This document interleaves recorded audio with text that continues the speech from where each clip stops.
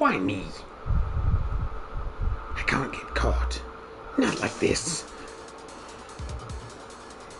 I've got to find someone to pin this on. Someone like him. I'll make it look like he did it.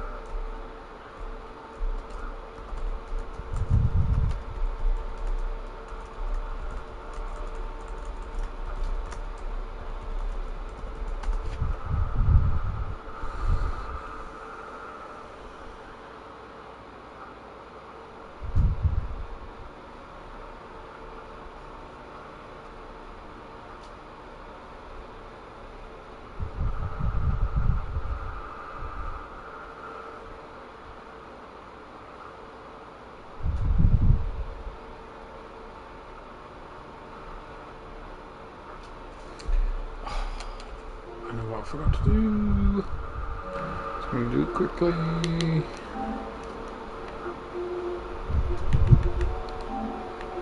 Because I don't need this on this time. Oh.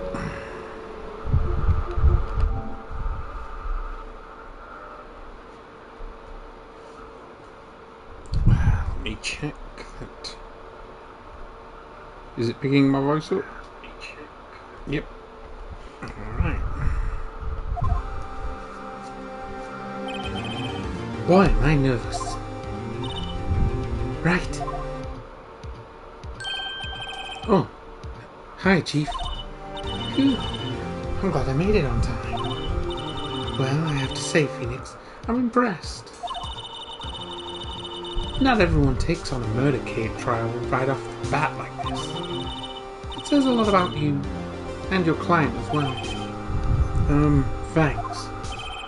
Actually, it's because I owe him a favor. A favor?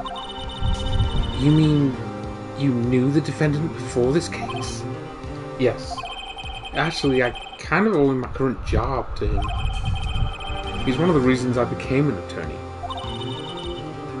Well, that's news to me. I want to help him out any way I can. I just really want to help him. I owe him that much. It's over. My life, everything, it's all over.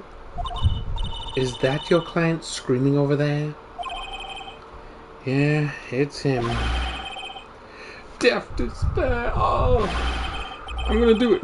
I'm gonna die. It sounds like he wants to die. Yeah. Nick. Hey there, Larry. Dude, I'm so guilty. Tell him I'm guilty. Give me the death sentence. I ain't afraid to die. What? What's wrong, Larry? Oh, it's all over. I'm finished. I can't live in a world without her. I can't. Who took her away from me, Nick? Who did this? Ah, Nick, you gotta tell me who took my baby away. The person responsible for your girlfriend's death. The newspapers say it was you. My name is Phoenix Wright. Here's the story. My first case is a fairly simple one. A young woman was killed in her apartment. The guy they arrested was the unlucky sap dating her, Larry Butts. My best friend since grade school. Our school had a saying, when something smells, it's usually the Butts. In the 23 years I've known him, it's usually been true. He has a knack for getting himself in trouble. One thing I can say, though, it's usually not his fault. He just has terrible luck. But I know better than anyone that he's a good guy at heart. That, and I owe him one, which is why I took the case, to clear his name. And that's just what I'm going to do.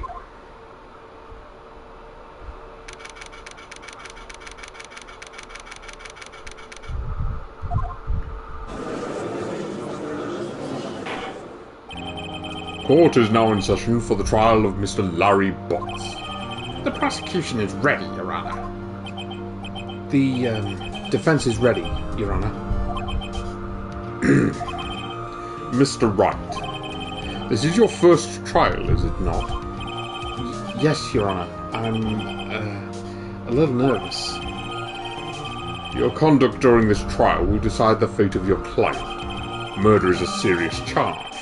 For your client's sake, I hope you can control your nerves. Thank you, Your Honor. Mr. Wright, given the circumstances, I think we should have a test to ascertain your readiness. Yes, Your Honor. Hand shaking, eyesight fading. The test will consist of a few simple questions. Answer them clearly and concisely.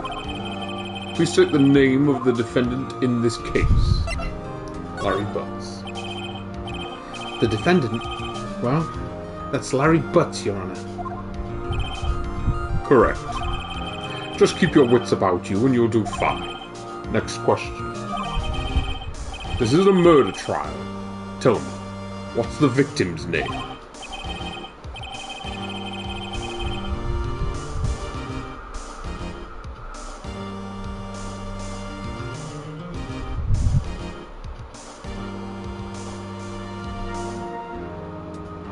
I know this one. Glad I read the case report cover to cover so many times. It's... Wait. Uh-oh. No.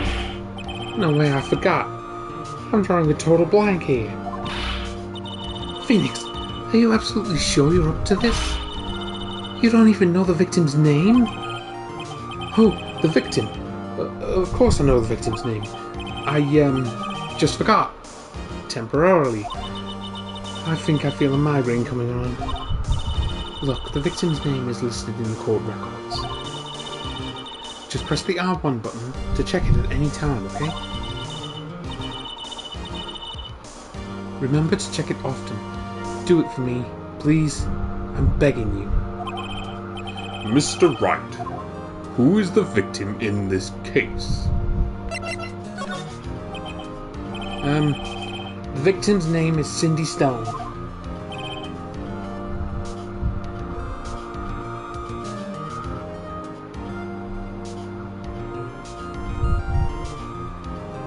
Correct.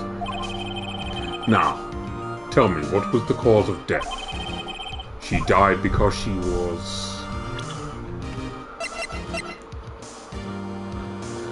blunt trauma. She was struck once by a blunt object.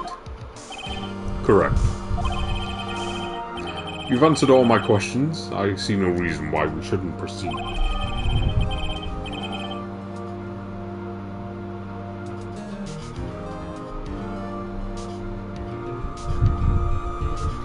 You seem much more relaxed, Mr. Wright. Good for you. Thank you, Your Honor.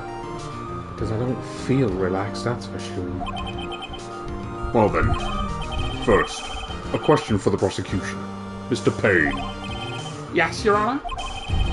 As Mr. Wright just told you, the victim was struck with a blunt object. Would you explain to the court just what that object was? The murder weapon was this statue of the thinker. It was found laying on the floor next to the victim. I see. The court accepts it into evidence. Right. Be sure to pay attention to any evidence added during the trial. That evidence is the only ammunition you have in court. Use the R1 button to check the court record frequently. Mr. Payne, the prosecution may call its first witness. The prosecution calls the defendant, Mr. Butts, to the stand. Chief, what do I do now? Pay attention. You don't want to miss any information that might help your client's case.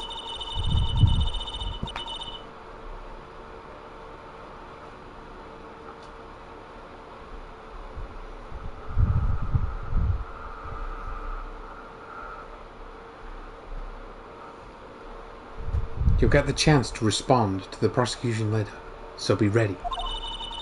Let's just hope he doesn't say anything unfortunate. Uh-oh. Larry gets excited easily. This could be bad.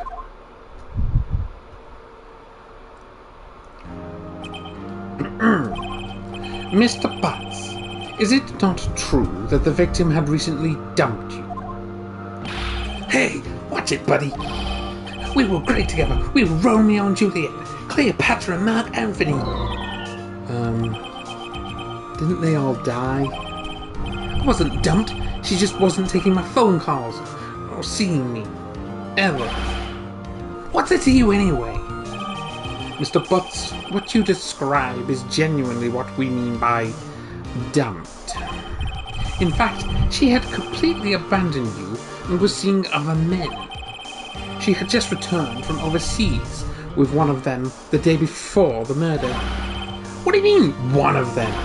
Lies! All of it, lies! I don't believe a word of it. Your Honor, the victim's passport. According to this, she was in Paris until the day before she died.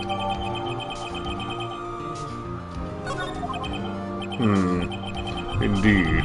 She appears to have returned the day before the murder. Dude, no way.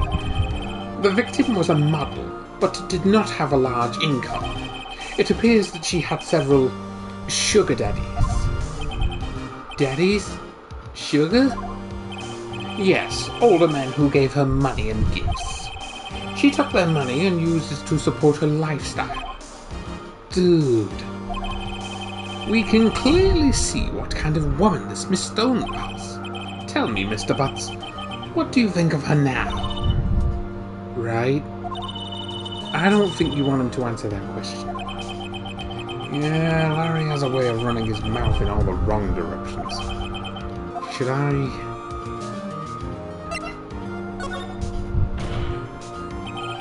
My client had no idea the victim was seeing other men. That question is irrelevant to this case. Dude, Nick, what do you mean irrelevant? That cheating she-dog. I'm gonna die. I'm just gonna drop dead. Yeah, and when I meet her in the afterlife, I'm gonna get to the bottom of this. Let's continue with the trial, shall we? I believe the accused's motive is clear to everyone. Yes, quite. Oh boy. This is not looking good. Next question. You went to the victim's apartment on the day of the murder, did you not? Well, did you or did you not? Well, maybe I did and maybe I didn't. Uh-oh, he went. What do I do? I know. I'll send him a signal. Tell the truth. Yeah, I was there. I went. Order. Well, Mr. Butts. Dude, chill. She wasn't home, man. So, I didn't see her. Your Honor, the defendant is lying.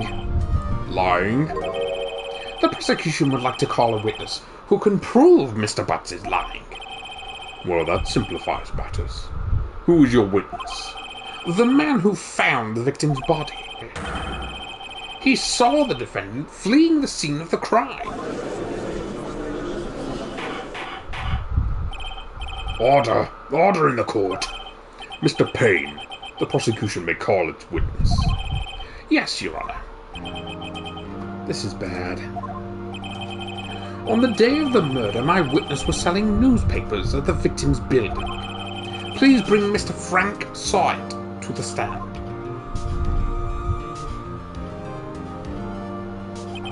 Mr. Sawit, you sell newspaper subscriptions, is this correct? Oh yes, newspapers, yes. Mr. Sawit, you may proceed with your testimony. Please tell the court what you saw on the day of the murder.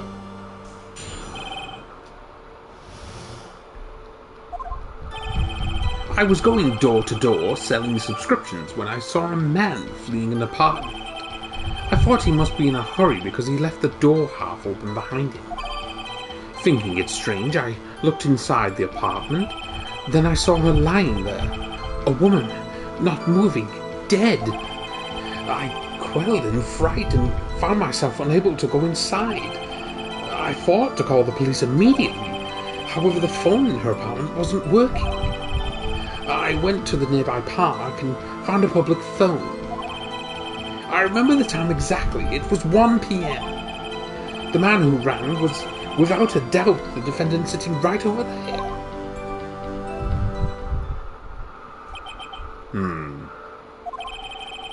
Larry, why didn't you tell the truth? I can't defend you against a testimony like that. Incidentally, why wasn't the phone in the victim's apartment working? Your Honour, at the time of the murder, there was a blackout in the building. Aren't phones supposed to work during a blackout? Yes, Your Honour. However, some cordless phones do not function normally. The phone that Mr. Sawit used was one of those. Your Honour, I have a record of the blackout for your perusal. Now, Mr. Wright. Yes? Yes, Your Honour. You may begin your cross-examination. Cross-examination, Your Honour? Alright, right. This is it. The real deal. What exactly am I supposed to do? Why, you exposed the lies in the testimony the witness just gave. Lies? What? He was lying? Your client is innocent, right? Then that witness must have lied in his testimony. Or is your client really guilty? How do I prove he's not? You hold the key. It's in the evidence. Compare the witness's testimony to the evidence at hand. There's bound to be a contradiction. First, find contradictions between the court record and the witness's testimony. Then, once you've found the contradicting evidence, present it and rub it in the witness's face. Okay. Open the court record with the R1 button, then point out contradictions in the testimony.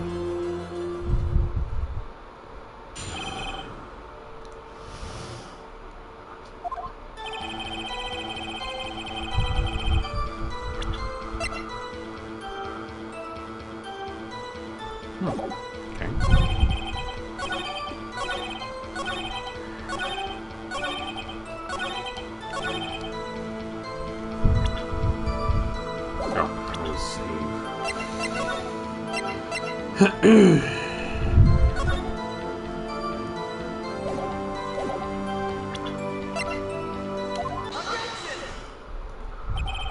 You found the body at 1 p.m., you're sure?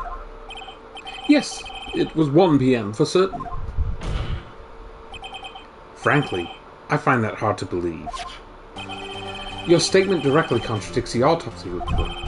The autopsy notes the time of death at some time after 4 p.m. There was no body to find at 1 p.m.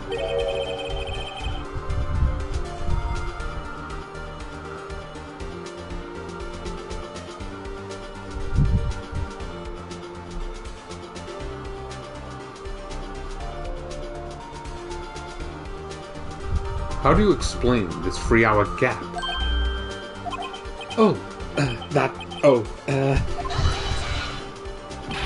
This is trivial. The witness merely forgot the time. After his testimony, I find that hard to believe. Mr. Sawit, why were you so certain that you found the body at 1 p.m.? Gee, that's a really good question. Great job, Wright. Way to put him on the spot.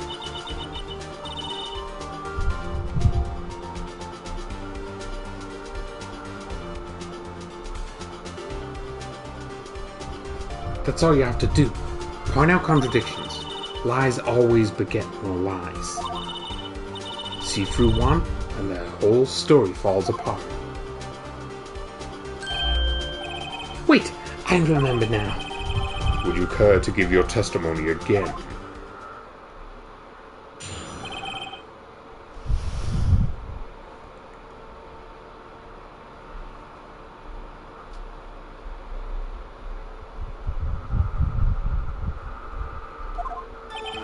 You see, when I found the body, I heard the time. There was a voice saying the time. It was probably coming from the television. Oh, but it was 3 hours off, wasn't it? I guess the victim must have been watching a video of a taped program. That's why I thought it was 1 p.m. Terribly sorry about the misunderstanding. I see. You heard a voice saying the time on a taped program. Mr. Wright, you may cross-examine the witness. Right. You know what to do. I've got this one.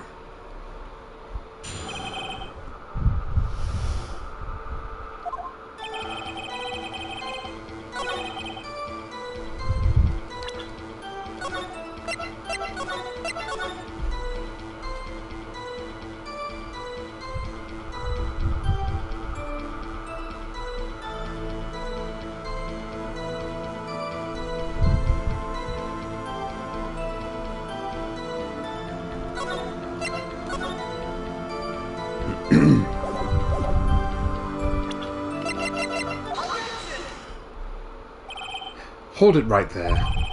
The prosecution has said there was a blackout at the time of the discovery, and this record proves it. You couldn't have heard a television or a video.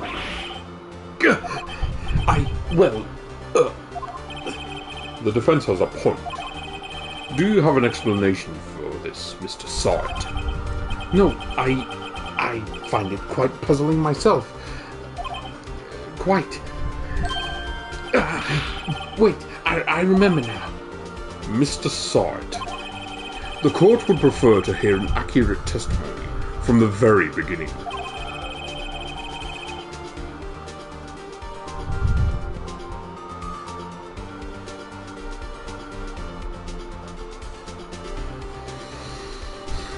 These constant corrections are harming your credibility. That, and you seem rather distraught. My apologies, Your Honor. It must have been the shock from finding the body. Very well, Mr. Sard.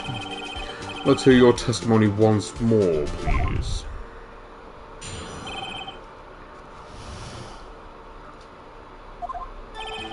Actually, I didn't hear the time. I saw it. There was a table clock in the apartment, wasn't there? Yeah, the murder weapon. The killer used it to hit the victim. That must have been what I saw.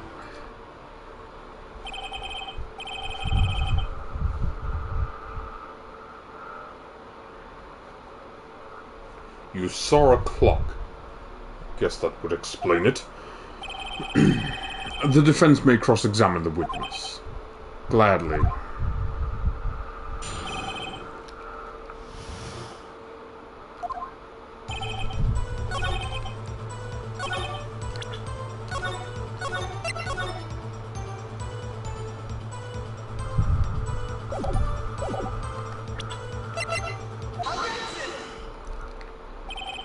Wait just a moment. The murder weapon wasn't a clock. It was this statue. Now, how is this supposed to be a clock? You with your objections and your evidence. Just who do you think you are? Just answer the question, Mr. Sard. Hey, I saw it there, okay? That's a clock. Your Honor, if I may. Yes, Mr. Payne. As the witness stated, this statue is indeed a clock. The neck is a switch, you see. Tilt it and it says the time out loud. As it doesn't look like a clock, I submitted it as a statue. My apologies. I see. So the murder weapon was a table clock after all.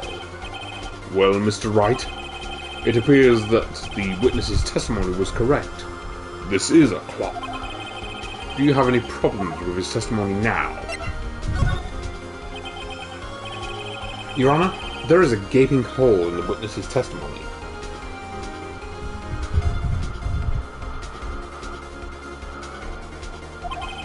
The only way he could have known the weapon was a clock is to hold it in his hand. Yet the witness testified that he never entered the apartment. Clearly a contradiction. Indeed. The witness knew it was a clock because he went into the apartment. You're lying. You were inside the apartment on the day of the murder. Oh yeah? Prove it. Prove I went in there. I'll do better than that. I can prove you were the one who killed her. You struck her with the clock, and the shock of the blow triggered the clock's voice. That was the sound you heard. Order in the court. Intriguing. Please continue, Mr. Wright. Yes, Your Honor.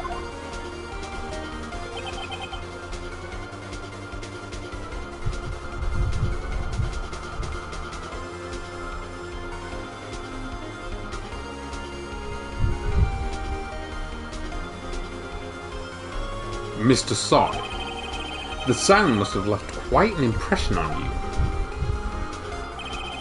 Understandably, since the murder weapon just spoke. The murder weapon spoke just as you hit the victim. That voice was burned into your mind. That's why you were so certain about the time. What's the meaning of this? This is all baseless conjecture. Baseless? Just look at the victim witness's face. Would the witness care to elaborate? Did you strike the victim with the clock? That day, I never... Look, the clock, I heard, no, I mean, I saw...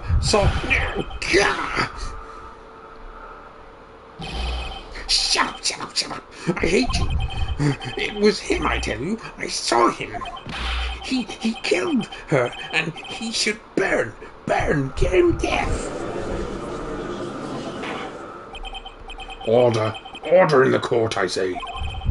Your Honor, a moment, please. There isn't a shred of evidence supporting the defense's claims. Mr. Wright. Your Honor? You claim the sound the witness heard came from the clock. Do you have any evidence? The whole case is riding on this. I'd better think it through carefully. Your Honor, the sound Mr. Sorrett heard was definitely this clock. A fact which is clear if you simply try sounding the clock. Let's sound the clock now, here in this court. Your Honor, may I have the clock?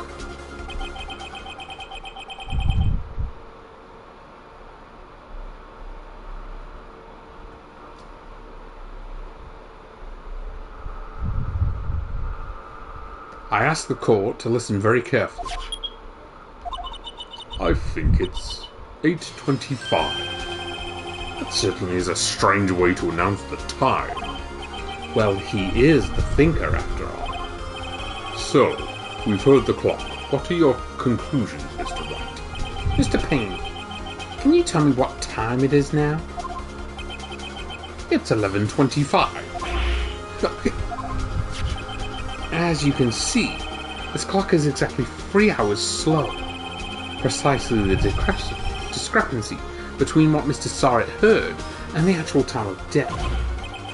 So, Mr. Sorrett, try to talk your way out of this one. You forgot one thing. What's he talking about now? While it may seem like the clock is running 3 hours slow, it proves nothing. How do you know it was running 3 hours slow on the day of the murder? If you can't prove that, you don't have a case. That's right. How am I going to prove that? Damn it. It was so close. Mr. Wright, it seems you lack the critical evidence to support your claim. Yes, Your Honor. This means I cannot let you indict the witness. Unfortunately. This ends the cross-examination of Mr. Frank Sorrett. I come all the way down here to testify, and look what happens. You treat me like a criminal. A criminal! You lawyers are all slime. I almost had him. Sorry, Larry. I failed you.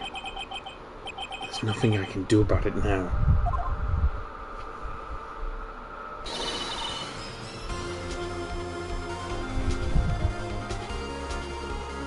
Not so fast, Mr. Side. Chief. Listen up, Wright. Don't throw this one away. Not like this. Think. But Chief, it's over. I can't prove the clock was slow the day of the murder.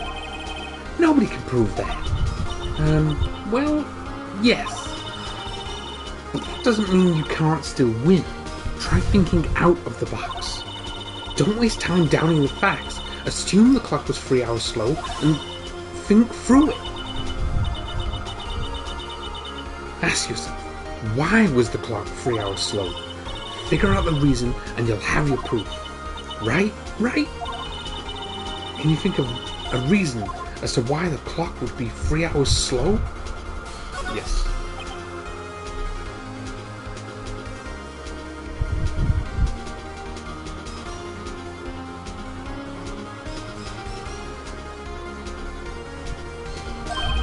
Wait! Maybe I can prove it. You must have evidence somewhere that can prove it, right? Find it and let them have it. Well, Mr. Wright, you say the clock was already running slow on the day of the murder. Have you found evidence to support this claim? Of course. There is a piece of evidence in the court record that can prove my claim beyond a doubt.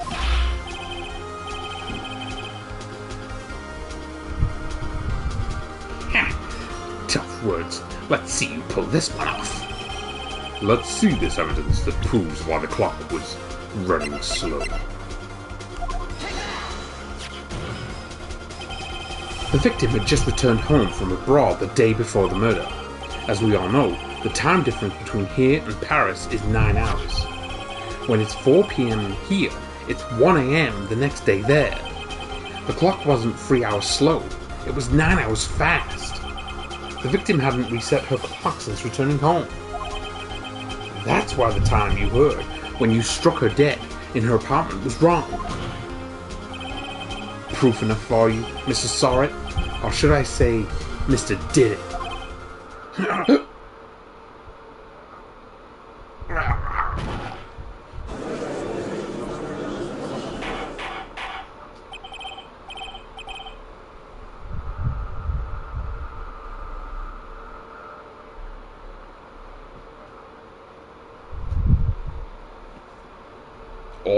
Order, I say.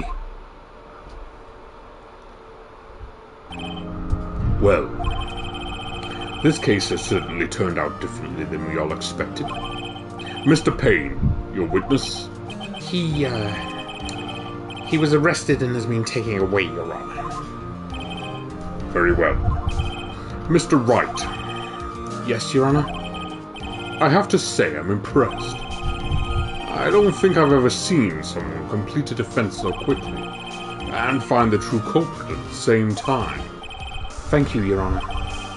At this point, this is only a formality, but this court finds the defendant, Mr. Larry Butts, not guilty.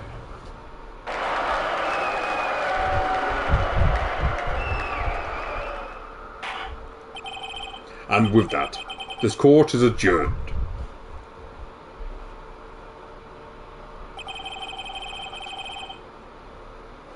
It turns out that Mr. Frank Sorrett was a common burglar. He poses as newspaper salesman to check and see when people were out of the house. that day. When Larry went to her apartment, the victim wasn't home.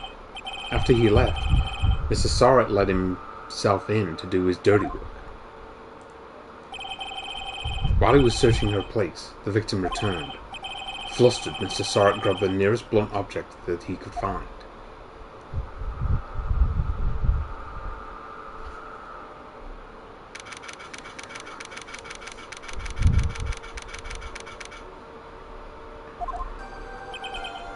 Phew. I still can't believe we won. Right. Good job in there. Congratulations. Thanks, Chief. I owe it all to you. Not at all. Not at all. You fought your own battles in there. It's been a while since I've seen a trial end in such a satisfying note. I've never seen the Chief looking this happy. She's this glad. Imagine how Larry must feel. My life is over. Larry, you're supposed to be happy. What's wrong now? Aw, Nick. Don't worry about me. I'll be dead and gone soon. Good. Wait, no. I mean, bad. Bad. Bad, bad. Larry, you're innocent. The case is closed. But my Cindy Windy's gone, man. Gone forever. Larry, she was a... No, never mind. Congratulations, Harry. Harry? Yes, you. I can practically see the headlines now. Harry Butts, innocent. Thanks, I really owe you one. I won't forget this, ever. Let's celebrate. Dinner, movie, my treat. Oh, no, I couldn't. Hey, I was the one who got you off the hook. Oh, hey. Here, take this. It's a present. A present? For me? Wait, wasn't this the evidence that...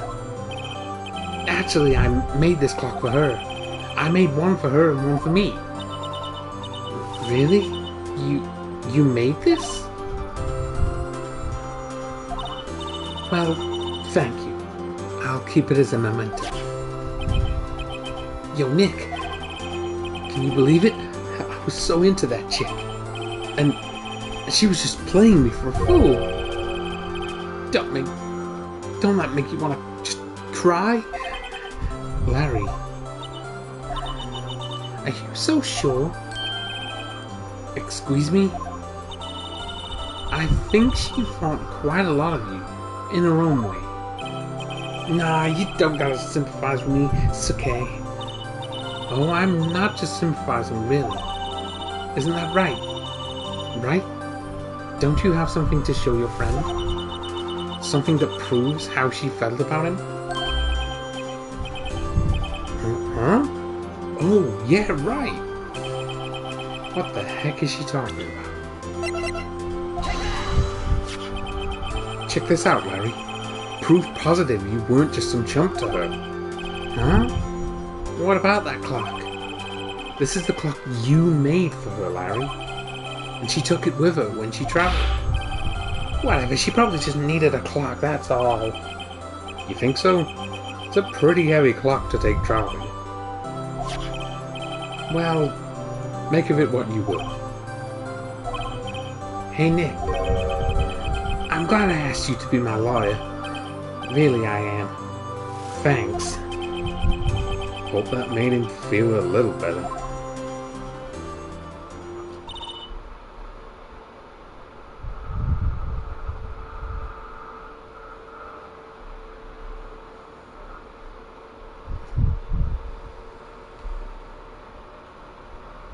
Right. I hope you see the importance of evidence now. Also, hopefully, you realize things change depending on how you look at them. People, too. We never really know if our clients are guilty or innocent. All we can do is believe in them. And in order to believe in them, you have to believe in yourself. Right? Listen. Learn. Grow strong. Never let go of what you believe in. Never. Well, I think our work here is done. Shall we be off? Yeah, I guess so. Say, how about dinner on me? We'll drink a toast to innocent butts. Yeah. Oh, speaking of Harry, you were saying part of why you became a lawyer was because of him. Yeah, part at least. You'll have to tell me more about it sometime. Maybe over drinks? And so, my first trial came to a close. Larry slapped me on the back and said, "Gee, Nick, it's good to have friends." But I'm pretty sure he's not going to pay us, unless you count the clock he gave me. I didn't know it then, but that clock was soon going to be at the center of another incident. And my promise to tell the chief about me and Larry would be one promise that I wouldn't be able to keep.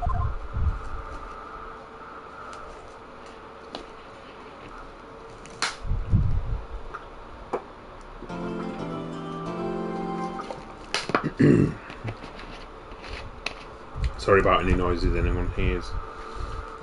Just getting a drink, doing all these voices is quite demanding.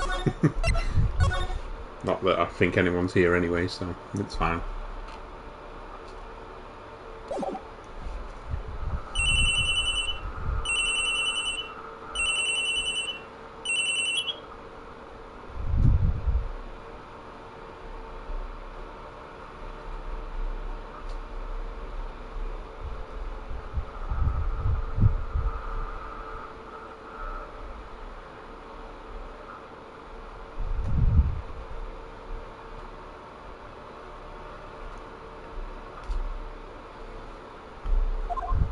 Hello? Hey Maya, it's me. Mia! What's up? You haven't called in a while. Sorry, I've been so busy. Well, lonely. And it's all your fault. Nah, I'm just teasing. I've been great. I'm finally getting used to having my own place. That's good to hear. Actually, I'm calling because I have a favor to ask. I know. You want me to hold evidence for you. Sharp as always. There's a lot of buzz about the upcoming trial. I just don't feel safe keeping the evidence here. I got you. So what is it this time? It's a clock. A clock? Yeah, it's made to look like the statue. That statue, the thinker. And it tells you the time.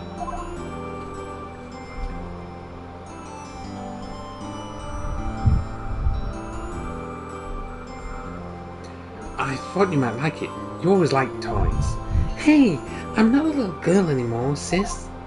Now, you know I'm only teasing. I should probably tell you, the clock isn't working right now. Huh? It's not working? That's lame. I had to take the clockwork out. Sorry. I put some papers inside it instead. Papers? Is that the evidence then?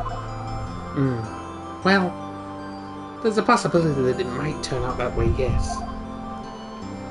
Can you come by my office tonight, say 9, to pick it up? I'll be in a pre-trial meeting until then. Okay, sis, but I expect dinner. Something good. Like burgers. I could really go for a good burger. Okay. We'll hit the usual joint. Alright, it's a deal. Okay, sis. See you soon. Yep. I'll be waiting, Maya. Conversation recorded September 5th, 9:27 a.m.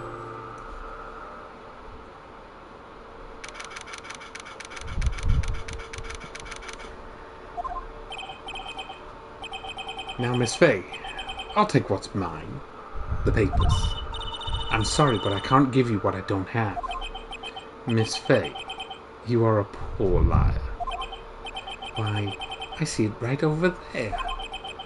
That must be the thinker that swallowed those papers. How could you know? You are not cogniferous of my background. Gathering information is my business, you see. I should have been more careful.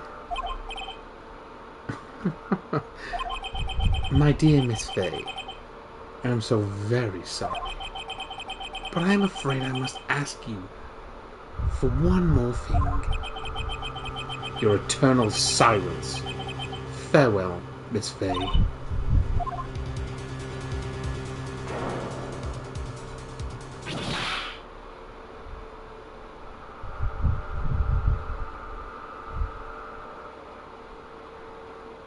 Red, white, blue.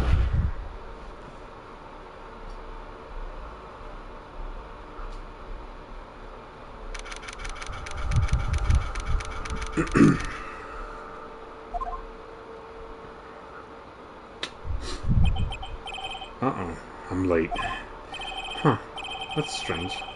Guess the chief left without me. She said her sister was coming over, so we should all go out for dinner. What's that smell? Blood? Mia! Maybe she's in her office.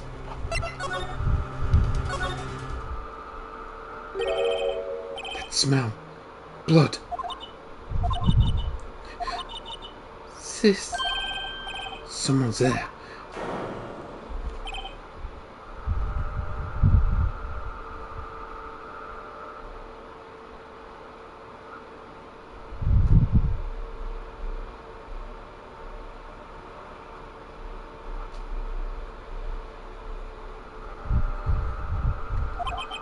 Chief! Chief! Chief! Hello. Who are you?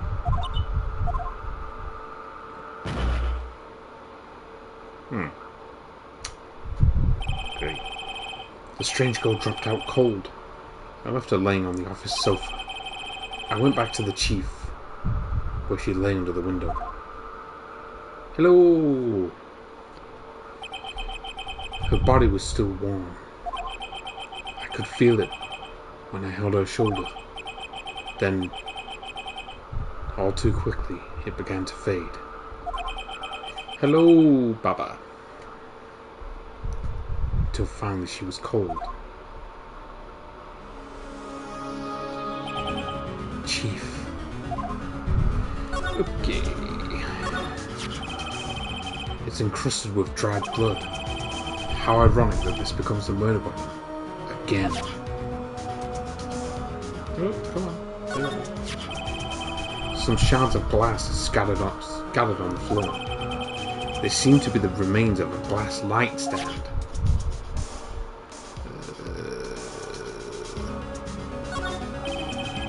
There's a large building right across from the office.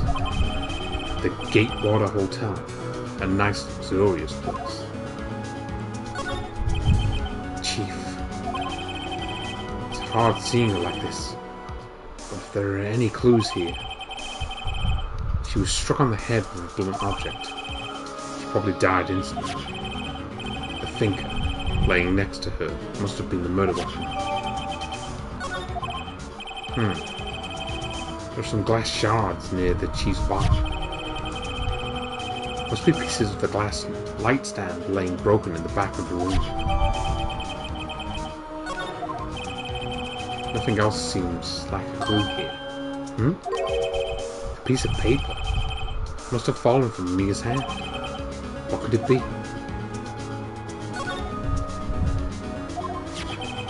A word is written in blood on this scrap of paper. Maya. Did Mia write this? This piece of paper is a receipt from a department store, dated yesterday.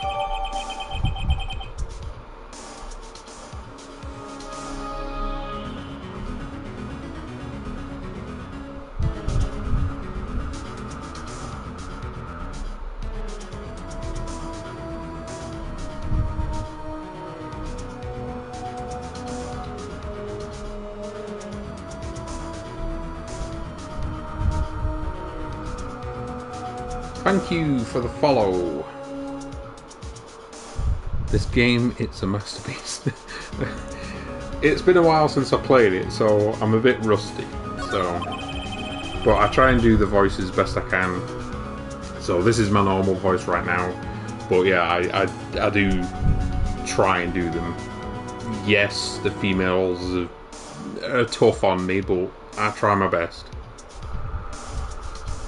Oh gosh, it's been a while since I played it, so like I said, I'm probably gonna need a bit of help at times. I'd better call the police and find out what that girl was doing here. Right, I think that's it for in here. That girl just now, where'd she go? I put her right there on that sofa. Uh-oh, I hope she didn't run on me. Yeah, don't scare me like that. Excuse me, but who are you? It's okay, I work here. Maya Fey. Maya Fey? Thank you very much. I do like it. I've got 3 of them, I think, now. I've got this one, which is the 3 that follow Phoenix Wright. I've got the one that follows Apollo. I can't remember his last name off the top of my head. And I've got one that's like ends of it and all. So yeah. So Mia was writing this girl's name? Maybe I should show her the receipt. I never thought there'd be a use for evidence like this outside of the courtroom. Before Mia died, she wrote a message with her own blood. She wrote it on the back of this receipt. That's my name. Why would she write my name?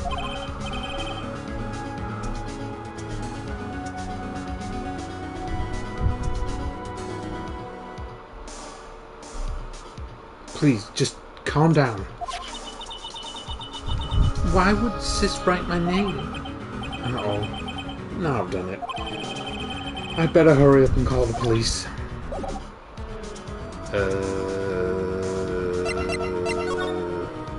Oh, what happened? She seems to be in shock. Oh, right. Okay. Alright. Excuse me. Can you tell me what happened? I came in. The room was dark. And Sis...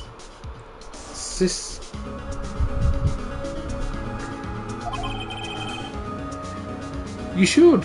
I mean, 9 times out of 10 I do it to basically nobody. But I do have a few people that watch my streams, and I enjoy it. I do a lot of games that I enjoy. I mean, I've got over 1,000, so I stream quite a fair bit. But yeah, just do it and just enjoy it. So she was already dead. So you're the chief's sister. I'm her younger sister. And you were here visiting this late at night? Yes. She said she wanted me to keep some evidence for her. Evidence? Yes. It was that clock. It was the thinker. Right. I cannot... Ah, it's there. I couldn't remember where the phone was. Right. I'd better call the police. That's funny. A few of the screws on the receiver are missing. Looks like someone was halfway through taking it apart. Police! Please, come quick. What was that? Someone's screaming from outside the window. She's staring right at me. She's holding a phone in her hand.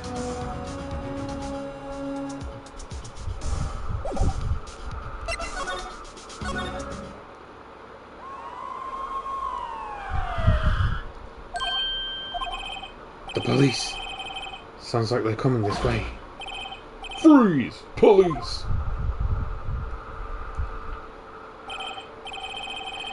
Alright, I'm Detective Dick Gumshoe, see? Gumshoe? What an odd name. We received a report from the building across the way, see? Got a person saying they saw a murder. It must have been that woman I saw. Anyway, I don't want either of you moving 1 inch, okay? Great. Just great. Maya... Wait, she wouldn't have... Nah. Whoa. Excuse me. This word, Maya here, mean anything to you? That's my name. What? The victim drew this here note in her own blood, see? With her dying breath, she wrote down the killer's name. Killer? I'm not... Case closed. You're coming down to the precinct, ma'am. What?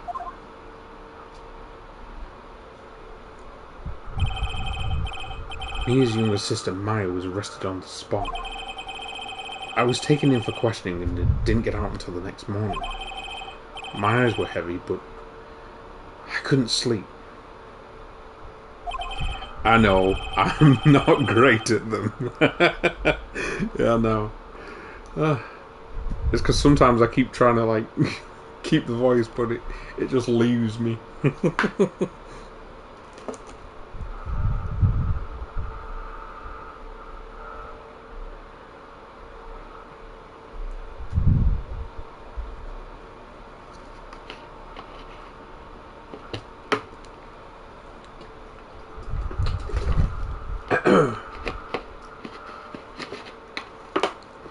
I sat around waiting for visiting hours to begin at the detention centre.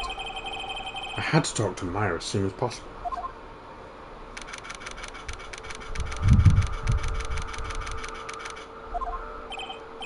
Wow, they have poor Maya locked up like a criminal. Oh. True. I'm glad I'm making you laugh, so that means a lot to me. It's you, the lawyer. Good morning. Good morning. She looks so tired. Are you going to be my attorney? Well, that's what I wanted to talk to you about. It's up to you. I'd better give it to her straight.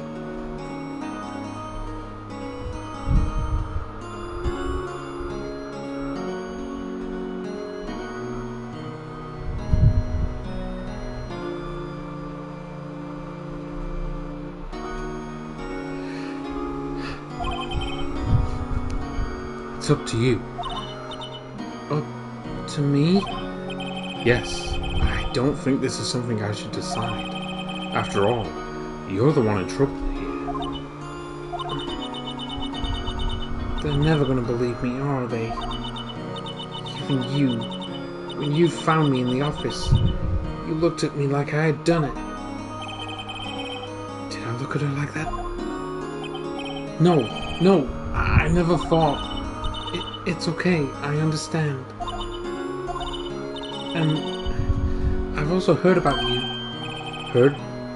Heard what about me? I was talking to my sister on the phone the other day.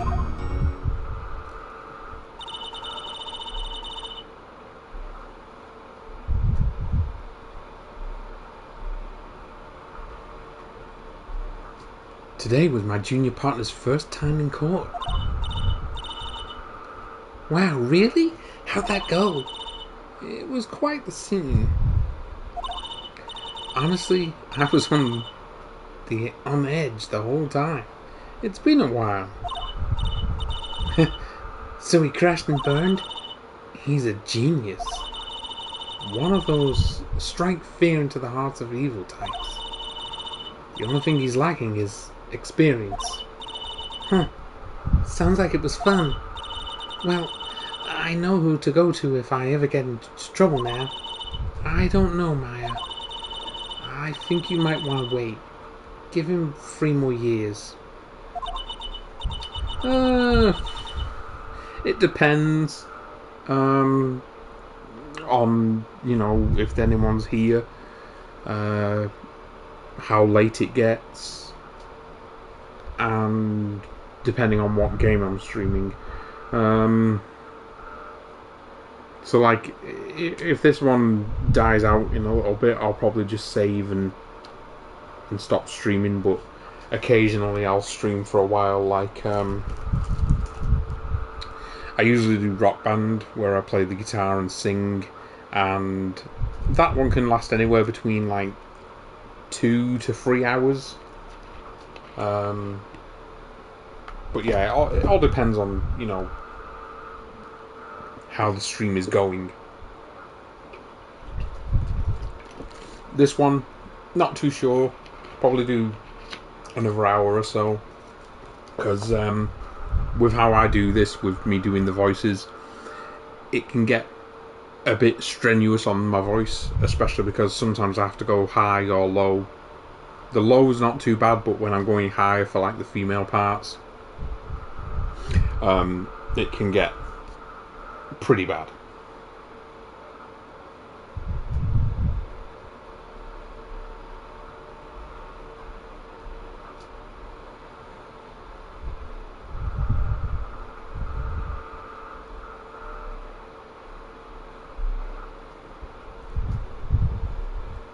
That is unless you want to be found guilty.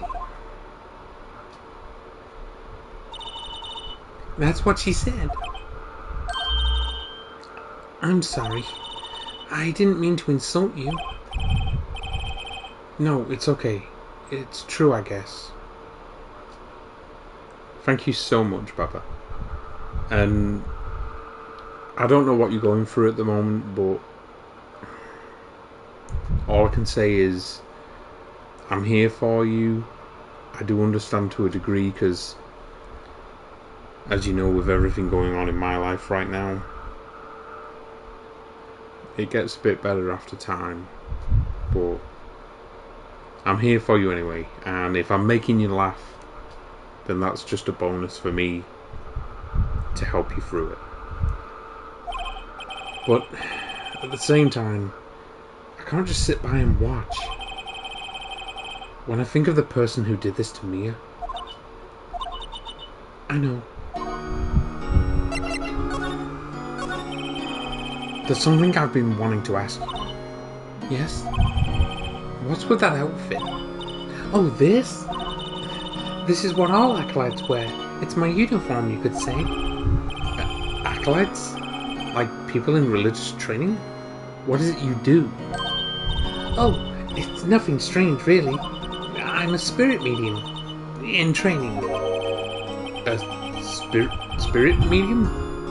I'm pretty sure that qualifies as strange. Could you tell me about the day of the murder? Yes. Let's see.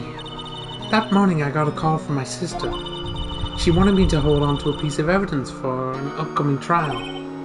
Evidence? Yes. That clock shaped like the Thinker. The one Larry made. How could that have been evidence in a case? Right. She said something about that. I remember. Do you want to hear it in her own voice? Her own voice? Yes. I'm pretty sure our conversation is on my cell phone. You recorded it? Yeah. I forgot how to delete those things.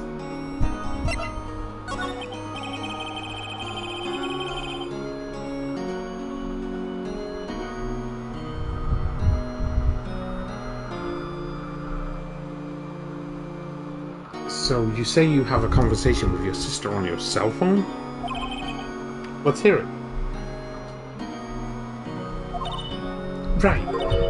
Oh, I just remembered. That detective took my cell phone. Sorry. Oh, right, of course. Next time I see Detective Gumshoe, I'll ask him for it. I'll write you a note so you don't forget, okay? Sure, thanks.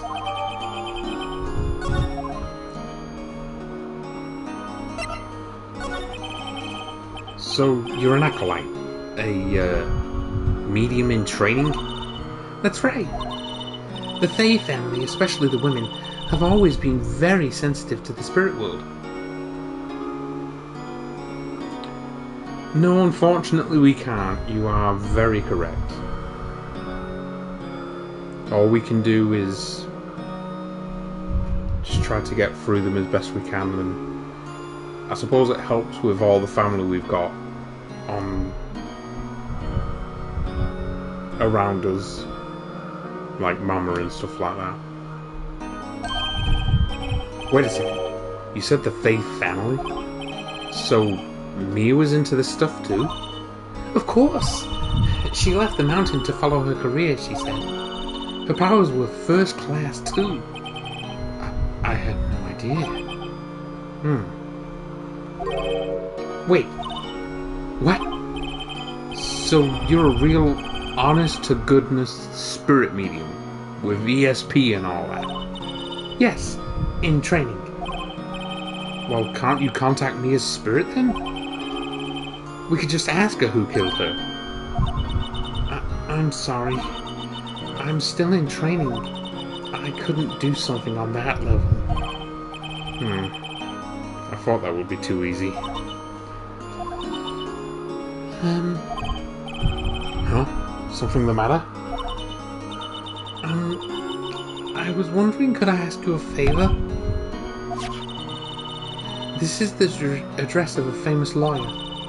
My sister gave me this a long time ago. She said if I was ever in trouble, I should call him.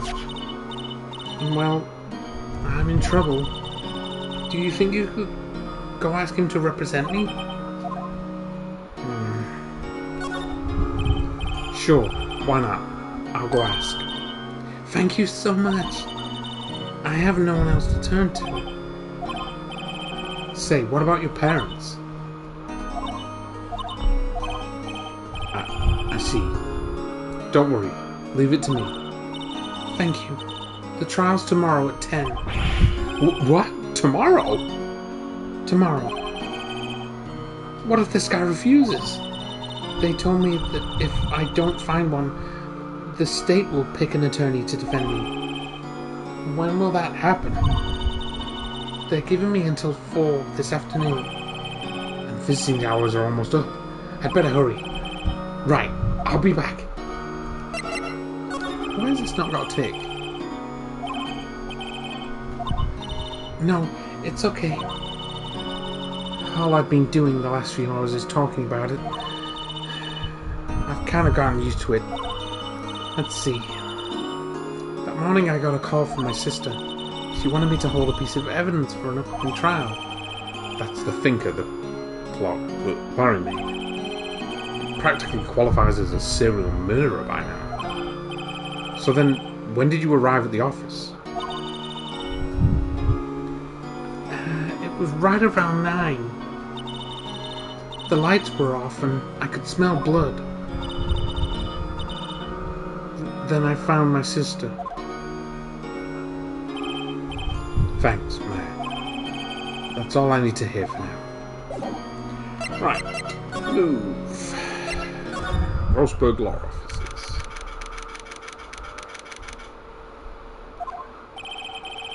According to the receptionist, the big boss is out. She couldn't say when he'd be back. Must be hard to keep track of everything when you're a famous lawyer. Not to mention running an office like this. I guess I'll just have to come back later. That painting has been bugging me ever since I stepped in here. The oil paint is so thick it's practically giving me a stuffed nose. I'm sure the price is nothing to sneeze at either, for that matter. A solid mahogany desk. The wood's been polished to a deep luster. Expensive looking mahogany bookshelves filled with expensive looking books. Funny. They don't look like they've ever been read. I play Rock Band 4 and I've spent quite a bit of money on it. So if I ever play it and you're around and you have any requests that you want me to play, please feel free to ask. I've likely got it because I've got, I think it's a little under 600 songs now, or maybe just a little over. If I've not got it, I can look for it and see if they've got it.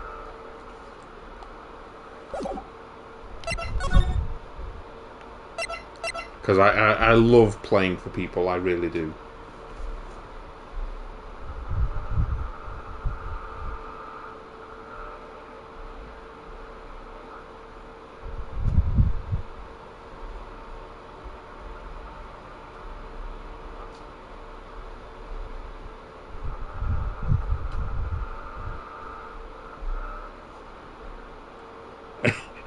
Yeah, I've spent...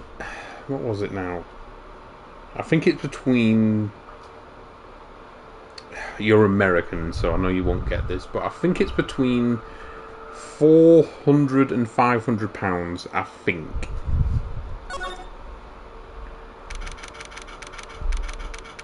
Roughly, on estimate.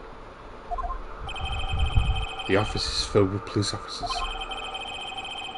They're all busily searching for clues. Hey, you there! This is a crime scene, pal. No trespassing. Sorry. Don't I know you from somewhere? Wait. You're that Butts guy, aren't you? No. Phoenix Wright. How could anyone mistake me for Larry? Guess I got the wrong name. Mr. Wright, sorry about that. That Butts guy, he was a killer, and you're no killer, right? He was proven innocent. Right, and you were... Detective Gumshoe. Gumshoe, wasn't it? Dick Gumshoe? Right, at your service. Hang on, that's Detective Gumshoe to you, pal. Anyway, get the name right. And don't go calling me Dick. Like I said, without looking, I can't tell you exactly how many songs I've got now.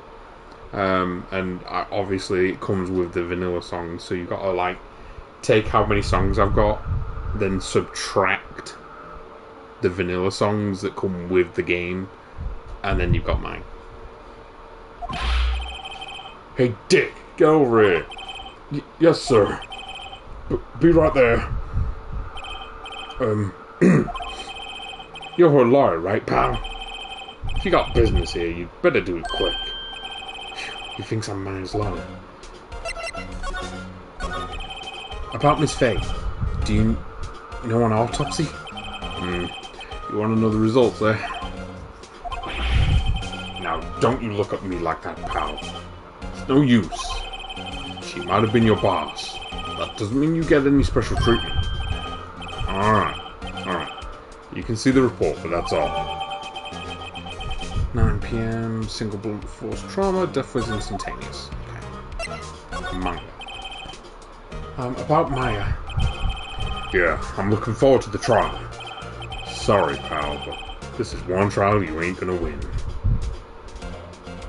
No problem.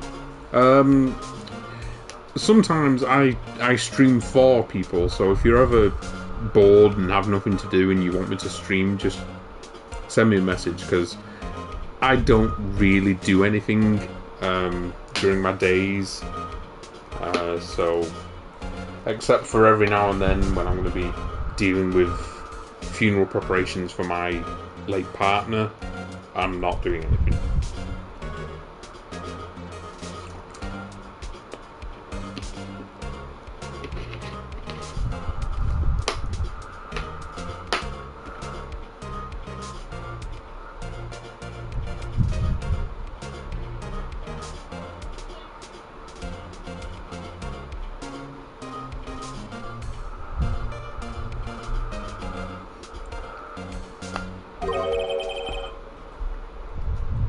Why do you say that? The city's put Prosecutor Edgeworth on the prosecution. Edgeworth? I'm sure you know what that means. You being a lawyer. Prosecutor Edgeworth? That's right, pal. Mr. Miles Edgeworth himself. Wait, you do know him, don't you? Of course I do. I know him. He's a feared prosecutor. He doesn't feel pain. He doesn't feel remorse. He won't stop until he gets his guilty verdict. Ah, don't talk about it that way. You make him barely sound human. Still, I'm afraid this pretty much decides the case. So Edgeworth is on this one. He hasn't lost a case since he became prosecutor at the incredible young age of 20. Of course, there are rumours of back alley deals and forged evidence. All I know for sure is that Edgeworth hates crime with an almost abnormal passion.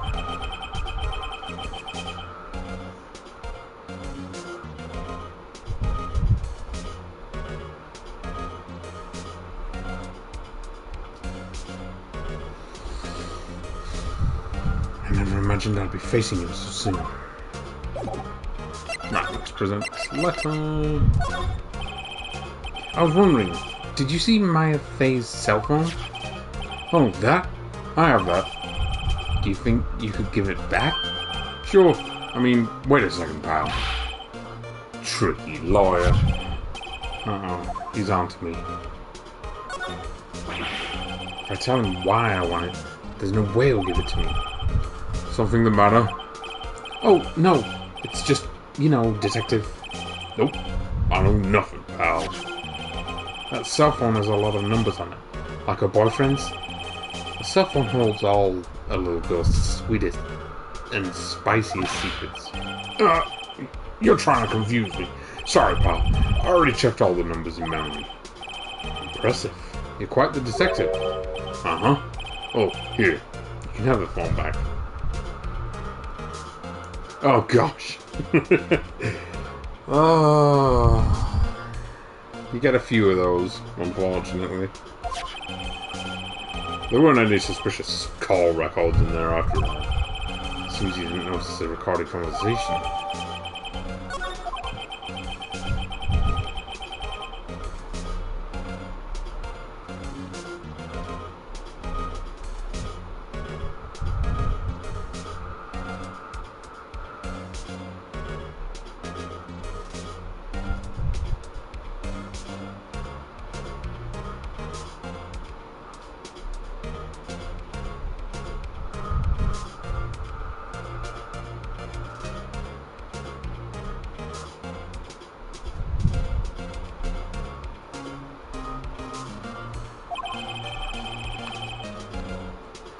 Guess I've asked all the questions I need to. You all done, pal? Yes, thank you. I'll be heading out now.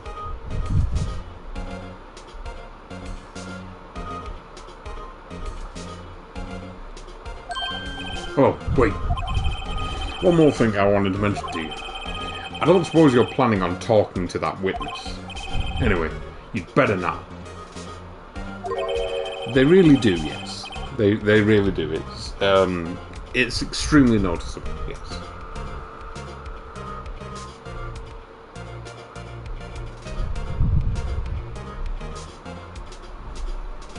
No influencing the witness with your lawyery ways, pal.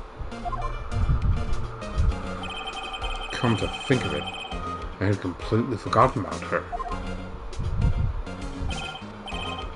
The witness. Yeah, Miss April May. I'm sorry about this, but I can't tell you anything about her. Well, you just told me her name, Miss May, huh? So you sent her home already then? Huh. You're trying your lawyery tricks on me now. She's not to go outside her room until the trial. So she's still in the hotel across the way. I guess I should have known better than to try and get a detective to leak information. You got that right, pal. Time to pay a visit to Miss May. Okay, so we got the... Yeah, we got that now. Oh, I suppose I better look into that now. Mia, what's up? You haven't called in a while. Again, what is it this time? It's o'clock. Yeah. Not working, that's lame. Papers. Right, okay. We'll have to keep an eye on that.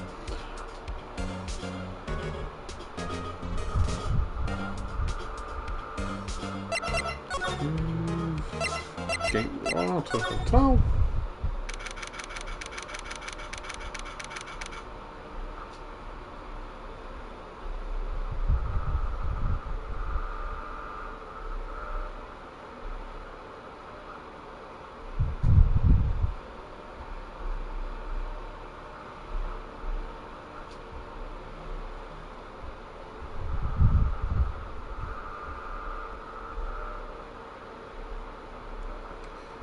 Well, hello there, handsome. Hi. Smooth, right? Real smooth. She almost sounds like one of those bots that you find on there. You're the lawyer, aren't you? The detective told me. He said, don't say nothing to that lawyer, pal. Memo to self. Thank Detective Gumshoe for making my job harder. Gee, this is all like something out of a movie. It's all so exciting I can hardly contain myself. Let me go freshen up so I can look the part of the beautiful eyewitness. I pity the lawyer that has to cross examine this one.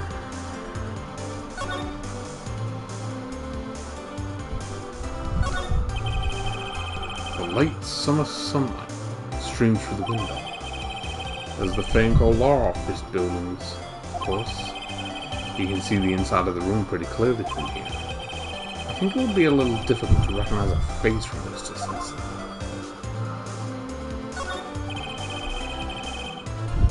There's a screwdriver stuck in this drawer. I wonder what's inside. Let's take a look. Hey! Hey! What are you doing? No touching. Bad boy. You really shouldn't pry around in other people's rooms now.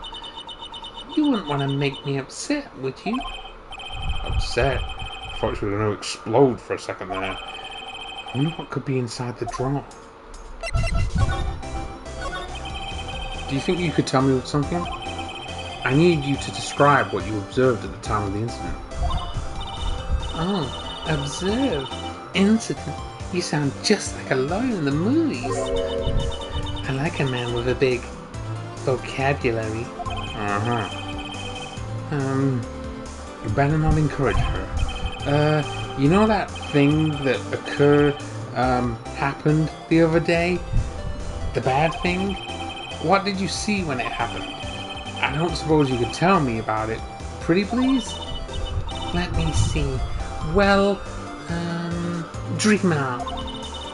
If you want to know, you'll just have to come to court tomorrow, Mr. Liar. Oh boy. Could you just... Who exactly are you? Oh, Mr. Liar, are you hitting on me? No, hey, I'm just doing my job here. You know, you're cute when you blush. Believe me, this is the first time in my life I've blushed this much. Right. Can you just tell me what it is you do? Well, no. And you had your little hopes up, didn't you? Oh boy. I see there are 2 glasses on the table. Is someone staying here with you? Ooh, what amazing powers of observation. You must be one of those famous detectives like on television. Oh, no, not me. I'm, just a lawyer. Say, Mr. Big Detective, why don't you go look for clues in the garbage, Miss May doesn't like nosy little lawyers. Oh boy. Get. Let's try Grossberg. Oh, no, he's still out. Alright, great. Oh, there he is.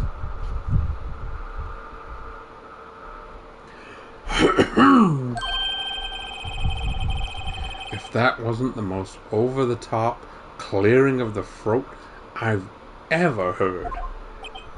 Ah, so you're the one they say has been looking for me.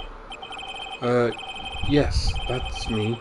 He looks even grander than I imagined. That badge on your collar. Ah, so you're a lawyer, are you now? Yes, well, yes.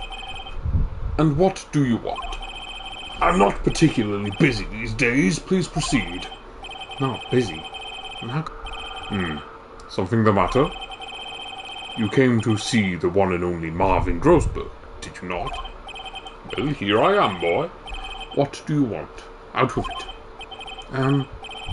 Well, sir, actually, it's about Maya. Maya Fey? Ah, yes. Maya Fey. Go on. Why the strange reaction? Cha-cha. I'm really quite busy here, son. I can't go taking cases on a day's notice. No, it's quite impossible. Wait a second. How did you know the trial was tomorrow? Anyway, I'm afraid it's entirely impossible for me to represent her. Sorry, end of discussion. What's going on? He refused me before I even got a chance to ask him. What do I tell Maya? How can you just refuse like that? Please, tell me why you won't take the case. Well, you see, it's just... I'm busy, you see. But the client is Mia Fey's sister. Mia trusted you. She knew her sister would be in good hands. Yes, of course, I know that. Oh, wow.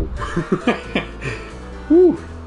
I think that's the same for me with YouTube. It's been a while since I've done anything on YouTube.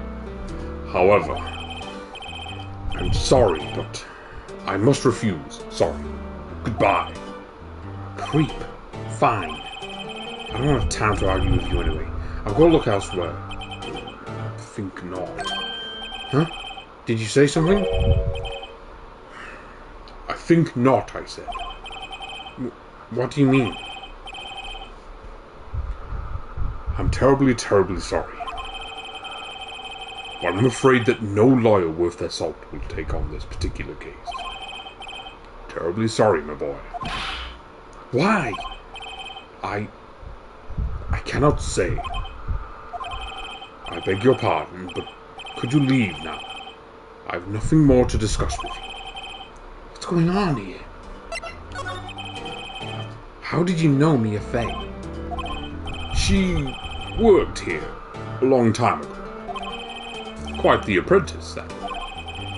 Learned my techniques in the blink of an eye. She left one day, quite suddenly. She had a mission, you see. A mission? You could see it in her eyes.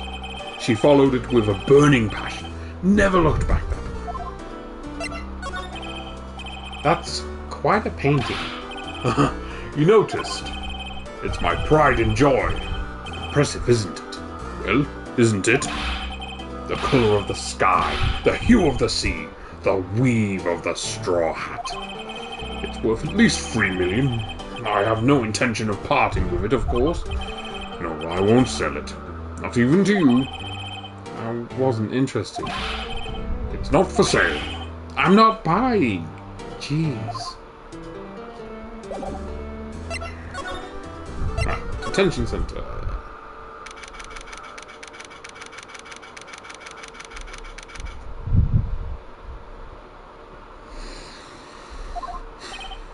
Hiya.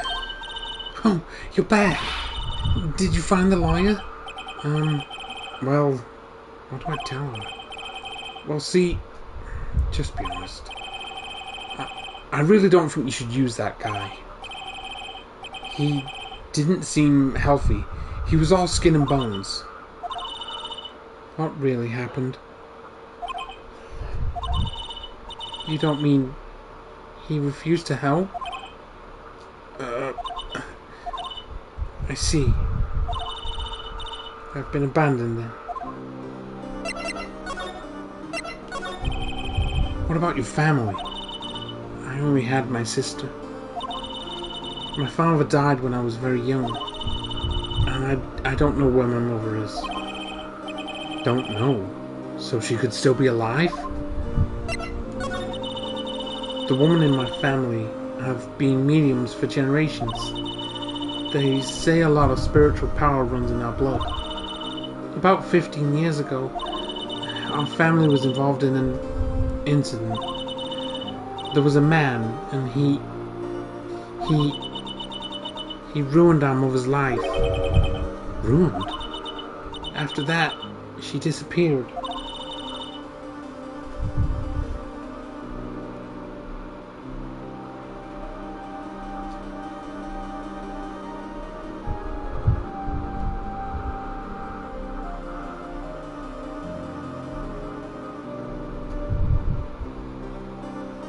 Several years after that, my sister announced she would become a lawyer, and she left the mountain.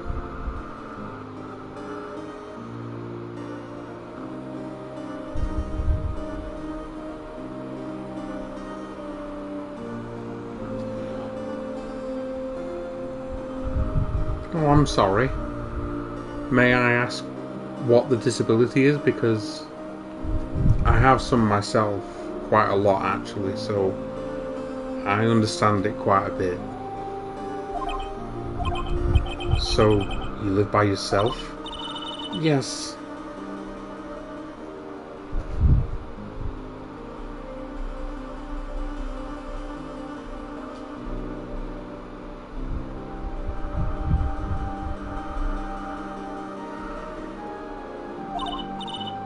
Oh, also, I had to become independent, or I would lose my powers. I feel bad for her.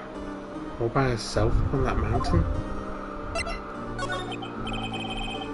So who was this man who, ruined your mother? About 15 years ago, there was an unusual murder case.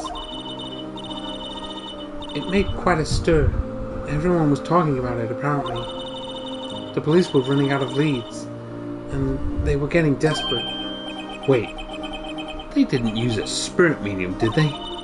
The police convinced my mother to try to contact the victim. Don't worry, spelling is not one of my strong suits, so I get you on that one. Welcome back, Bun. Wow. So what happened? The case was solved. We fought. You fought? The man my mother helped the police capture was innocent. The police's consultation with a medium had all been carried out in secret, of course. But a man found out about it and leaked it to the press. He told all the papers that my mother was a fraud, and the media jumped on it big time. My mother became the laughingstock of the nation. I see. White. Excuse me? White? That was his name. My sister told me. White? Just a little longer now, before the state-appointed lawyer comes, I guess. 4 p.m. Time's up. What should I do? Do I just leave her and go home? I've made up my mind. I'm going to defend you, whether you want me to or not. Why? Why? Well, I can't abandon you. No one is as sad as a person without any friends. I know. I understand that. I've got the same. I have cerebral palsy myself. Mine's only 30%, and it's on the left side of my brain. I know, I've been there a long time ago. Why did I become a lawyer in the first place? Because someone has to look out for the people who have no one on their side. Maya, I won't abandon you. You can count on me. That's so kind of you.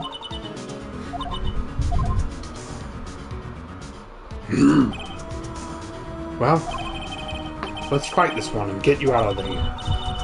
Right. Thank you. She's smart or fast. She looks like an entirely different person. One last question. You are innocent, right? We sure do. It's not easy dealing with it, but... Yes.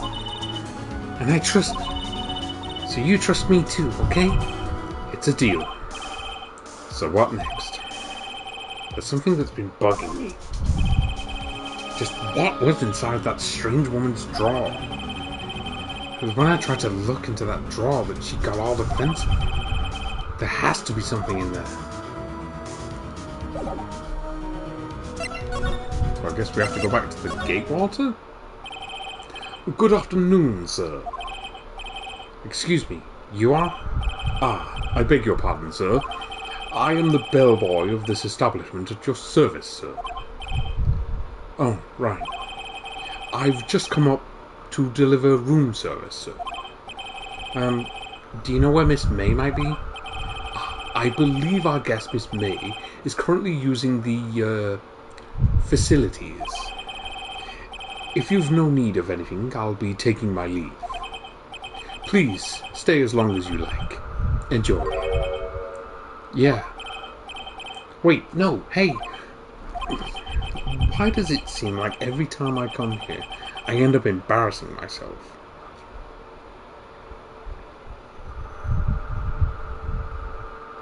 But yeah, it's most likely my disability is A? A what?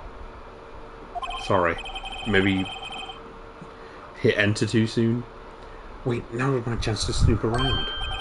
Ah, I almost forgot. Ugh. You came back quick. Might I ask you to inform Miss May that there is a message for her? Please tell her that Mr. White of Blue Corp phoned. Oh, right. Sure. Mr. White of Blue Corp? Where have I heard that name?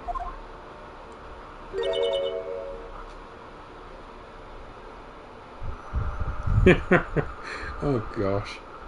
White. That was his name. My sister told me. White was the name of the guy who ruined Mia and Maya's mother. Could it be a coincidence? I think it's the drawing. So yeah. That's what we're there for.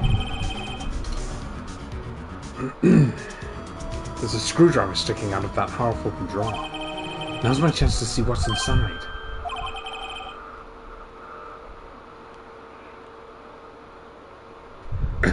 Yeah, it probably could be. I get that problem myself a few times. Sometimes I don't know if it's got to do with the cerebral palsy, but sometimes I'll get like a pulse in my eyeball. So yeah, it's not fun. What do we have here? A wiretap?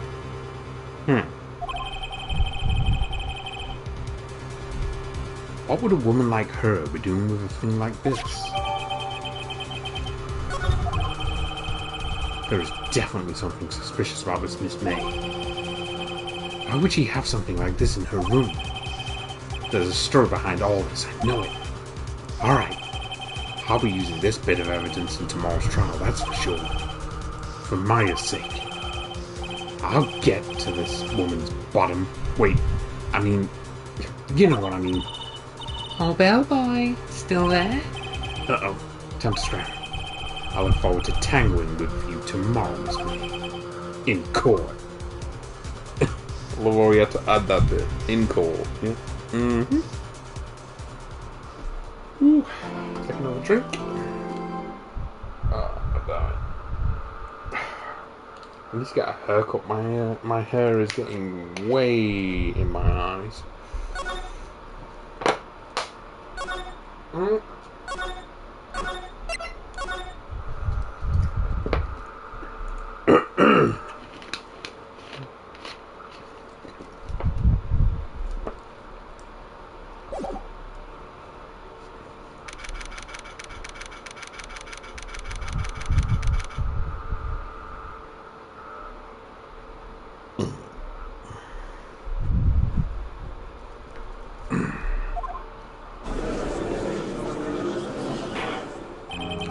Court is now in session for the trial of Miss Maya Fey. True, it is. It is I've never... I'm not sure what I'm trying to say. I've never met a lot of people with it. The people I've seen in like videos and stuff, it's so interesting that they have it and yet they're nothing like me. And the way it affects people differently.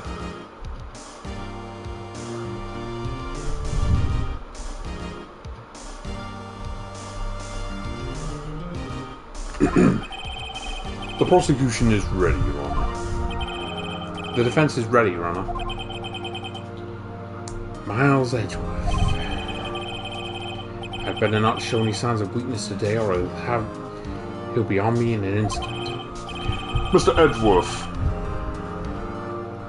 please give the court your opening statement.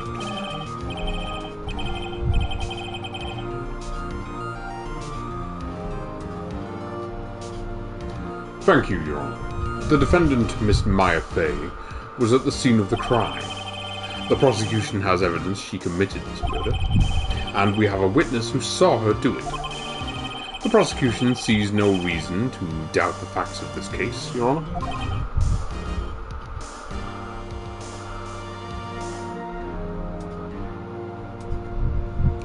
I see. Thank you, Mr. Edgeworth.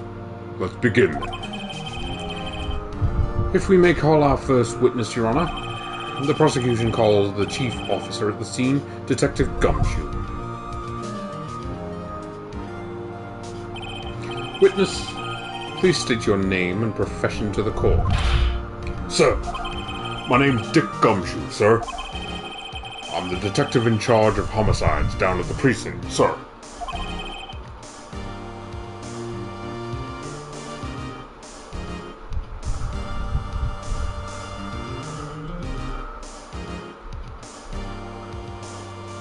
Detective Gumshoe, please describe for us the details of this murder.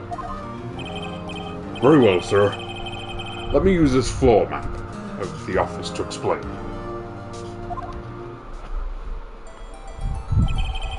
The body was found by this window here. And the cause of death? Loss of blood due to being struck by blunt objects, sir. The murder weapon was a statue of the thinker found next to the body, sir. It was heavy enough to be a deadly weapon, even in a girl's hands, sir. The court accepts the statue as evidence. They're still calling it a statue.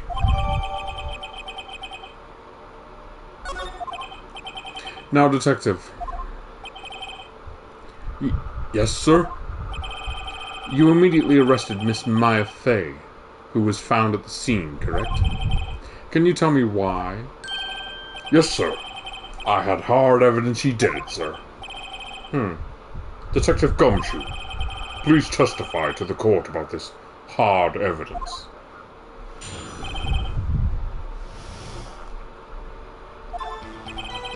As soon as the phone call came in, I rushed to the scene. There were two people there already. The defendant, Miss Maya Fey, and the lawyer, Mr. Phoenix Wright. I immediately arrested Miss Maya Fey. Why? We had a witness account describing her. The witness saw Miss Maya Fey at the very moment of the murder. The very moment, you say? Very well. Mr. Wright, you may begin your cross-examination. Yes, Your Honor. Cross-examine what? I couldn't see a single contradiction in that testimony. Hey! Maya just threw something at me.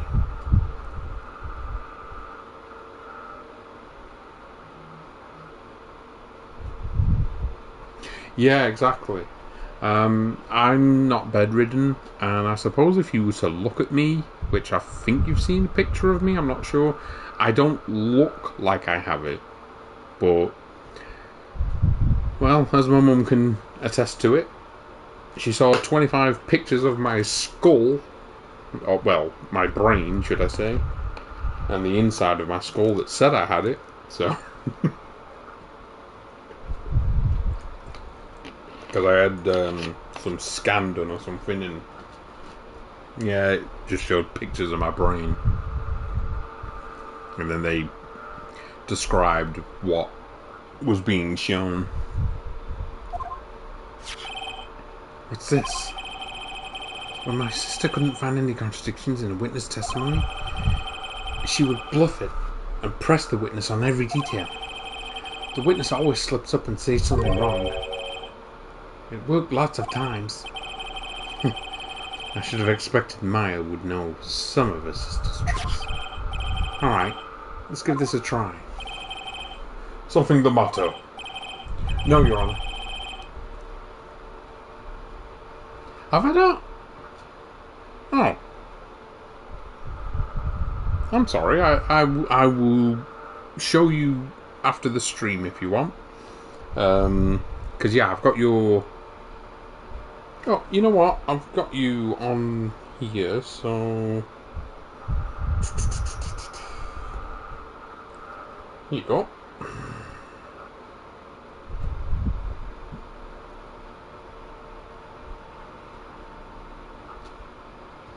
There you go. That's me. No, Your Honor. I'd like to begin my cross-examination. And this is where I can't remember what it is you're supposed to press. So, yeah. Who did you say you got a call from? Hey, pal. Don't play dumb. You know who. The call was from a customer at the Gatewater Hotel, right across from the crime scene. Okay, I pressed not sure it did much, though. Right, please continue. Detective Gumshoe, how long would you say it took between you receiving the call and your arrival at the scene of the crime? Right.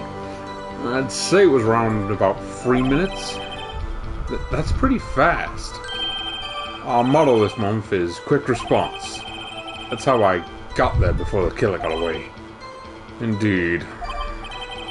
So tell us who the two people you found on the scene were. Yes, sir.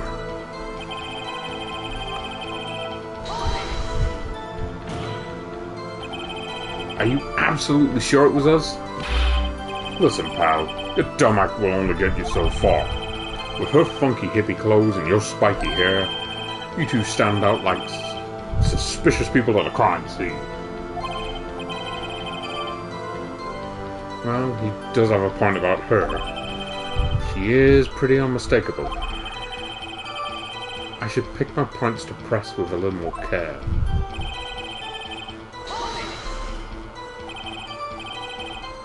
Yeah. I get that a lot because a lot of my disabilities are mental and they are physical, but not in a way that like alters my body to a degree. I have like low muscle tone and poor ligaments and joints, so if you look at me you can't see them.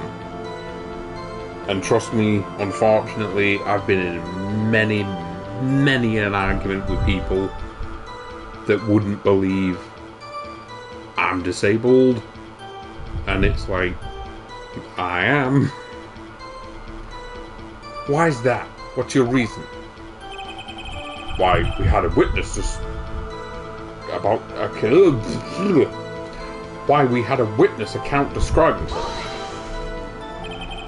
Hold on just 1 second. Yeah? If I heard correctly, you said you arrested her because you had hard evidence she did it, correct? Huh? Did I say that? Me? I heard you say it. You did say it. You said it. Exactly. What about this suspicious woman in pink's claim was hard evidence? What? Miss May isn't suspicious, and she sure isn't pink, pal. Well, I guess she is pink. That's enough. Detective Gumshoe, do you have any more solid proof other than her claims, Detective? Oh, I can bet. It's a pain in the butt, trust me.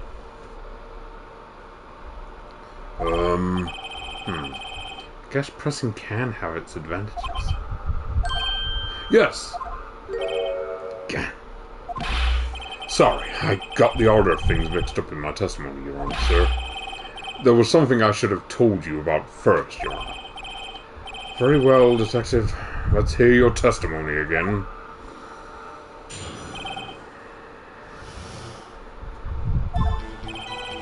After securing the suspect, I examined the scene of the crime with my own eyes. I found a memo written on a piece of paper next to the victim's body. On it, the word Maya was written, clearly in blood. Lab test results showed that the blood was the victim's. Also, there was blood found on the victim's finger. Before she died, the victim wrote the killer's name.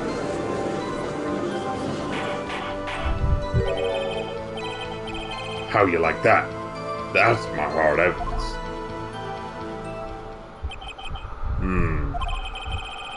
Before we begin cross-examination, I have a question for you, Detective. Your Honor? Why didn't you testify about this vital piece of evidence the first time? Oh, trust me, that's never enough. Because of my weak muscle tone and the poor ligaments and the fact I have arthritis in every joint in my body, if I am going to be walking too far, I do need a wheelchair, but I can walk. So there's been many an argument where people are just like, oh, you're not really disabled, you're just lazy. And I'm like, no, I can walk. I'm not paraplegic. I just can't walk very far.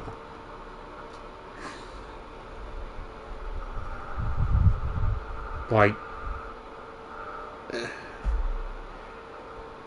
being in a wheelchair doesn't mean you can't walk.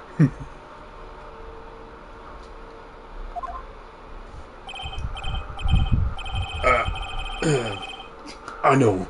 I'm really embarrassed I forgot about it, Your Honor, sir. Try to be more careful.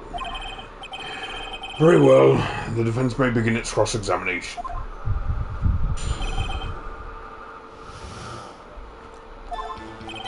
And we don't need to because it's here. Let's just save because I always second guess myself. And no.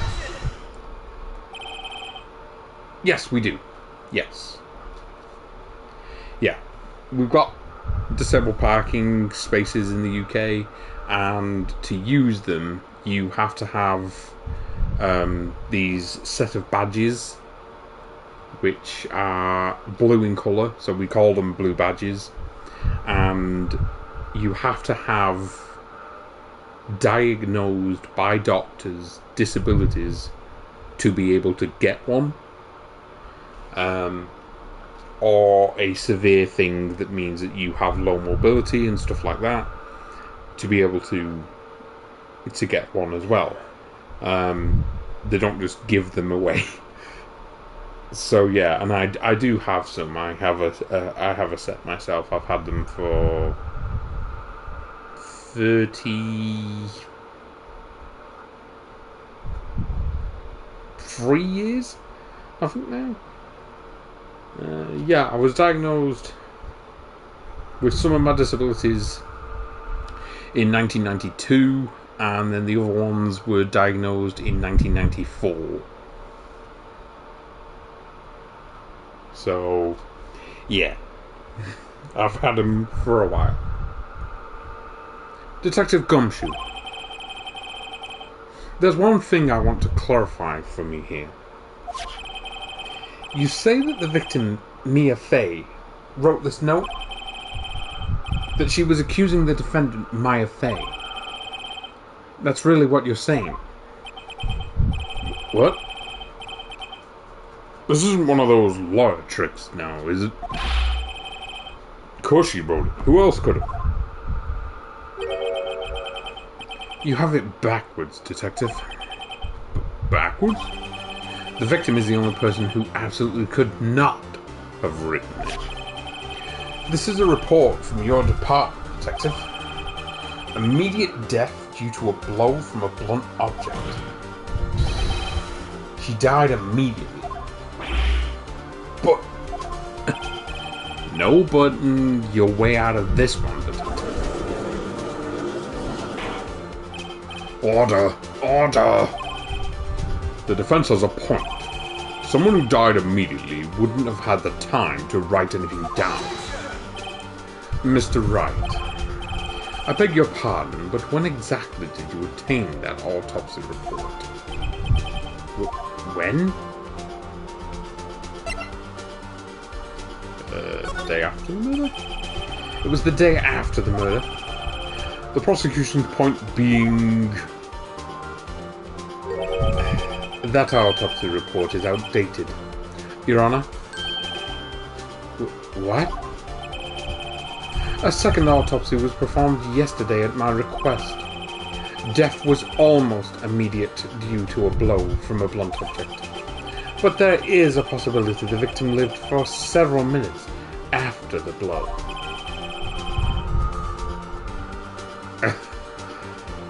Oh, yeah. I've seen them myself.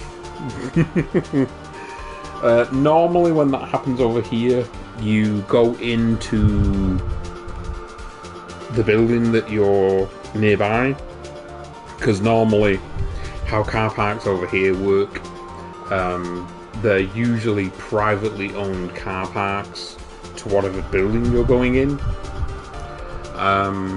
So normally they own the car park and you just tell them and they can request them to move, and if they don't and they refuse, I believe they can be towed. And then if you're in a shopping, I think you guys call them malls, so if you're in a shopping mall car park, then you can phone the police or your local council and they can get them removed. I received the results this morning. No way.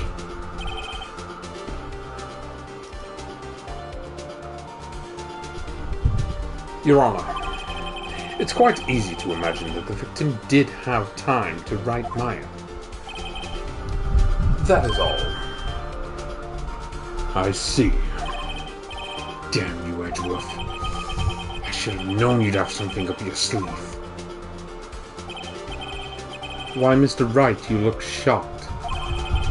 Something you want to say?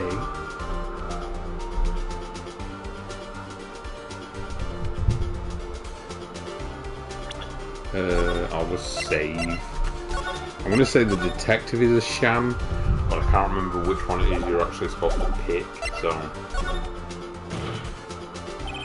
Detective Gumshoe, you're a sham! How could you give me a faulty report? I thought... Detective Gumshoe. I'm disappointed in you, handing him the wrong report like that. I'm sorry, sir. You are at fault, Detective. This isn't going to look good on your evaluation next time. What? But... Oh... Your Honor, I submit this report to the court. Understood. The court accepts the evidence. Well, Your Honor, the evidence strongly suggests the victim was identifying the killer. I suppose that's obvious conclusion, yes. Darn. This isn't good. The prosecution would like to call its next witness. This poor, innocent girl saw the murder with her own eyes. Let the witness, Miss April May, take the stand.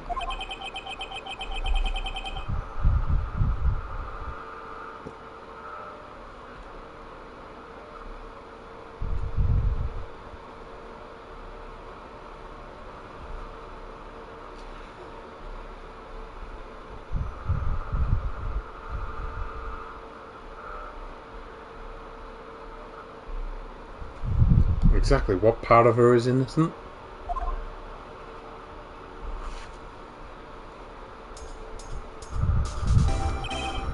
Witness, your name, please. April May, at your service.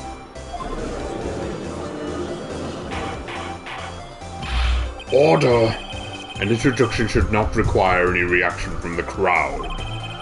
The witness will refrain from wanton winking. Yes, Your Honor.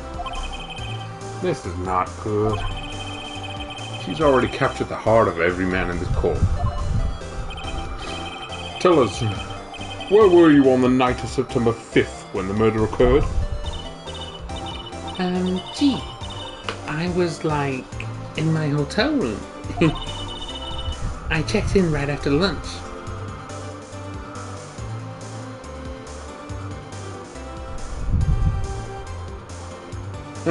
Unfortunately, yeah, people don't care.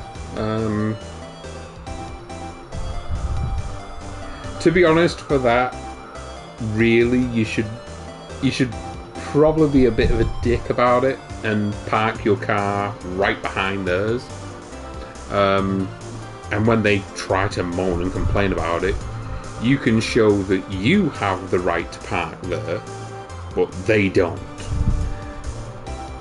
And no doubt they'll come up with some bullcrap excuse of, oh well, it's my aunt's car and my aunt has it. And it's like, that's all right, except for the fact that your aunt isn't in the car. Because you're not allowed to use your aunt's parking permit for you. And this hotel is directly across from the Fay & Co. Lawrists. That's right, big boy. Please testify to the court about what you saw.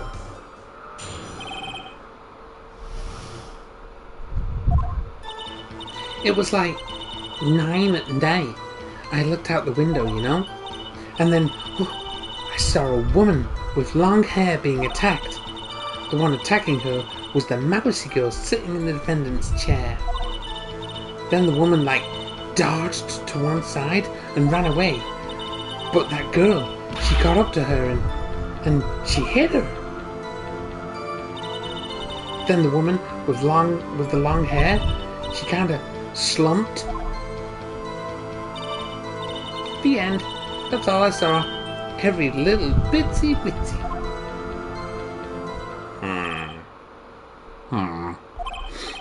Well, Your Honour,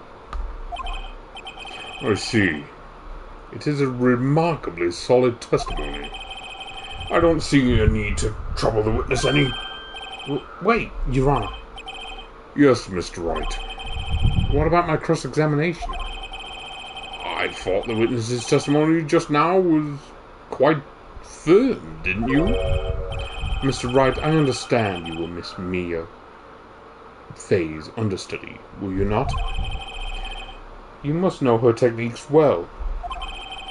Her cowardly way of finding tiny faults in perfectly good testimonies. Hey, how dare you! Well, Mr. Wright, will you cross-examine the witness? Yes, I'm doing it. I'll gladly proceed with the cross-examination. Only because I have a feeling Edgeworth doesn't want me to. She has to have some weakness. Very well. You may begin your cross-examination.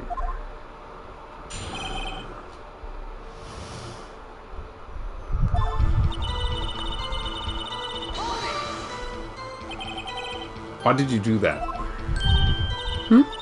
Why? Why what? Why did you look out the window? Were you expecting to see something?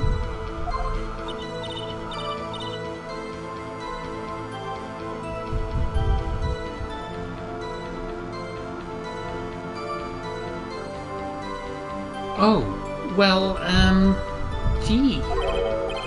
Wow, that's it? She can't get out of this question that easily. I sort of, I had a feeling. Well, I have a feeling she's trying to avoid the question. Maybe I should press a little harder on this one. Let's see how far I can run with this. Surely you must have had a reason to look out your window at that time of night.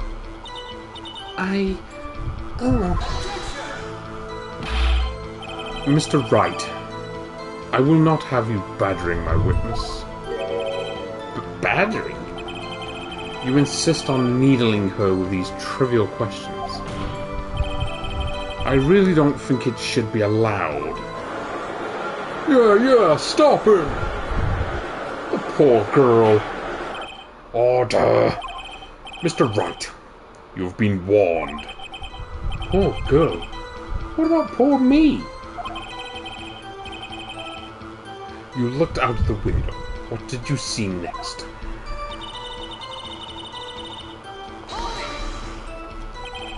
The woman with long hair, was that Mia Fey? Mm-hmm. Slender. Sort of. Well, some people might say pretty, if that's your thing. Your thing? And the person attacking her? The one attacking her was that mousy girl. How do you know she was the defendant? Huh? Well, you know, she had a girlish physique. Women know these things. Look, I just know, okay? There was only one person at the scene of the crime with a short, girlish figure.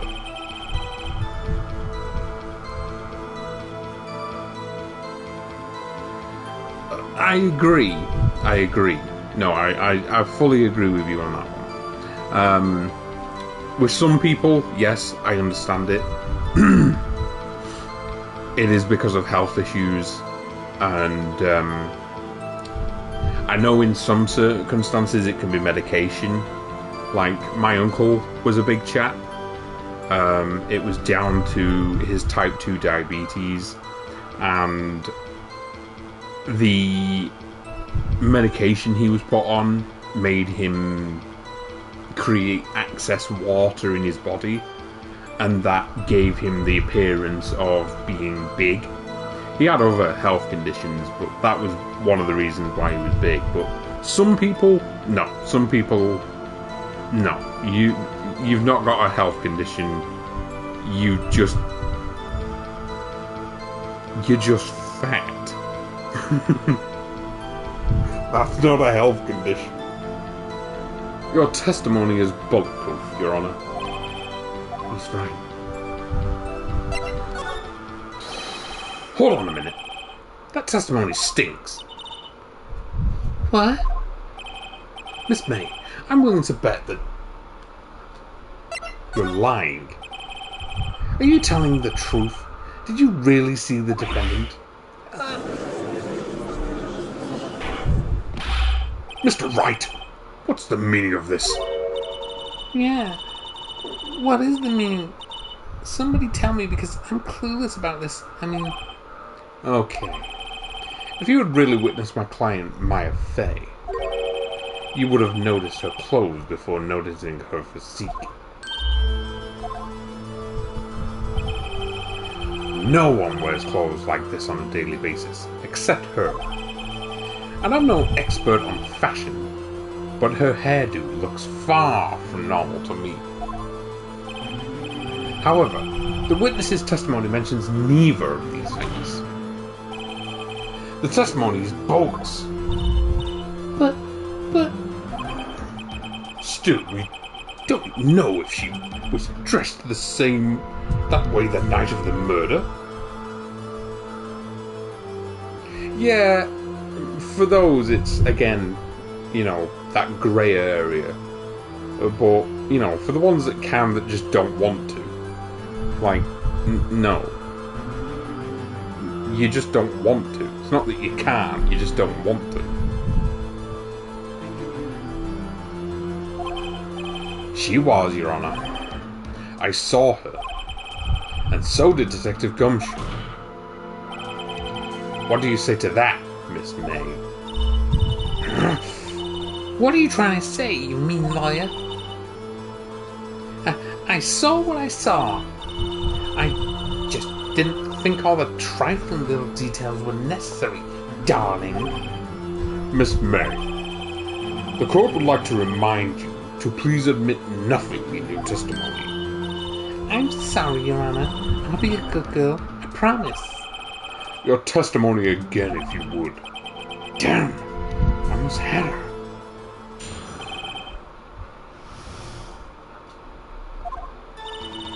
I did see everything. I did.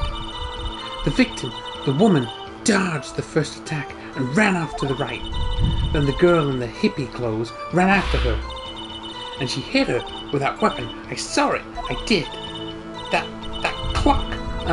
That kind of statuey clock. The thinker, I think. Well, does that accuracy of my report not startle you? I see. I only wish you had been so detailed from the beginning. Please begin the cross-examination. Huh. Okay. A minute. That one. Let's just save. I am only going to be playing for a little bit longer now and streaming for a little bit longer. Because it is 2 o'clock in the morning here. And we've been going for 2 hours.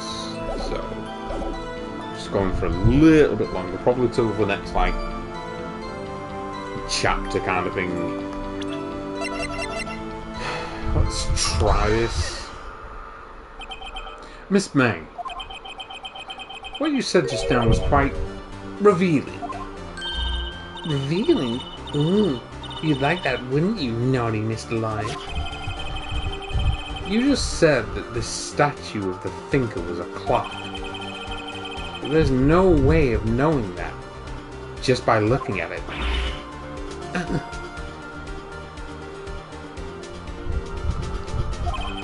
Another person in much the same position as you recently called this a clock too. And he was found guilty of murder. Order! Order! Miss May, can you explain how you know this was a clock? The witness saw the murder with her own eyes. That's all that's important here. The defense is trying to confuse the issue with trivial concerns.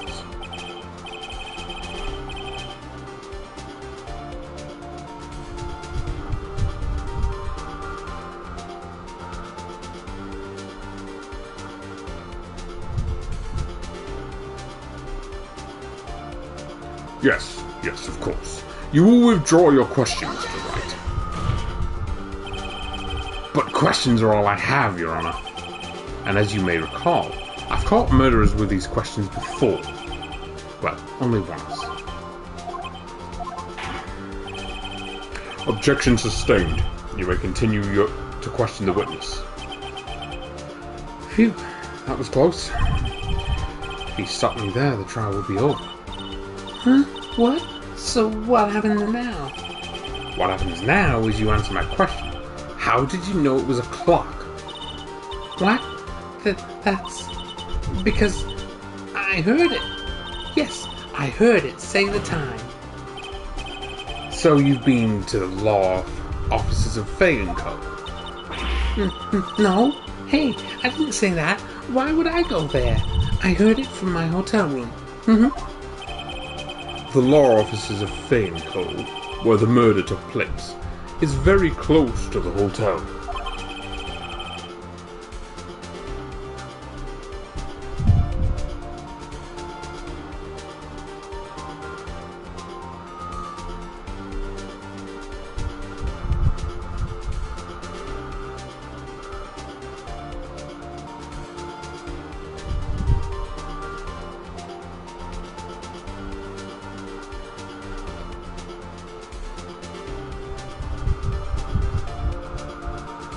She could easily have heard the clock.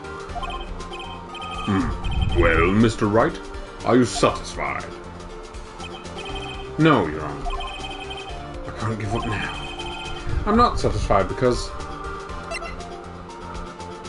it couldn't have rung. Your Honor, members of the court, it is inconceivable that the clock in question rang. That clock is missing its clockwork.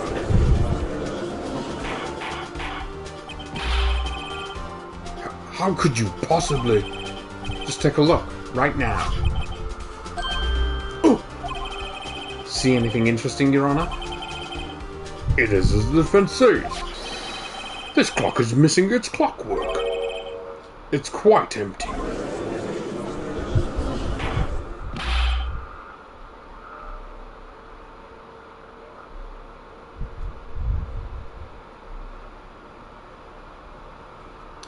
Mr. Wright, would you care to explain to the court the meaning of this? It is as you can see. The clock was empty. It couldn't have rung. Therefore, this witness is a big, fat liar. Fat? Well, Miss May? Tisk tisk. Quite a show you've put on for us, Mr. Wright. He knew the clock was empty. Somehow he knew. I'm afraid you've forgotten one thing, however. Indeed, the clock is empty, as you say. It can't ring. However, we must ask, when was the clockwork removed? If it was after the witness heard the clock, then there is no contradiction. That's true. That is a possibility. The clock might have been emptied after she heard it. And that is exactly what happened, Your Honor. Well, Mr. Wright, can you prove when the clockwork was removed?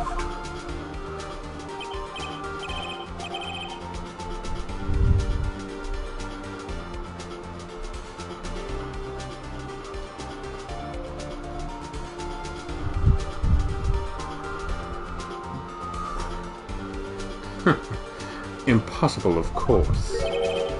I have proof. What?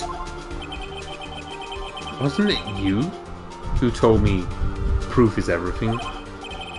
Well, I was listening. And now I'll show you the proof you'd like so much. The evidence that proves when the clockwork was removed. Take a look at this. That's a very cute cell phone. You have a girly phone. Wait. This isn't my phone. Listen. This is the defendant's cell phone, and it contains a recording. A recording of a conversation she had with the victim on the day of the murder.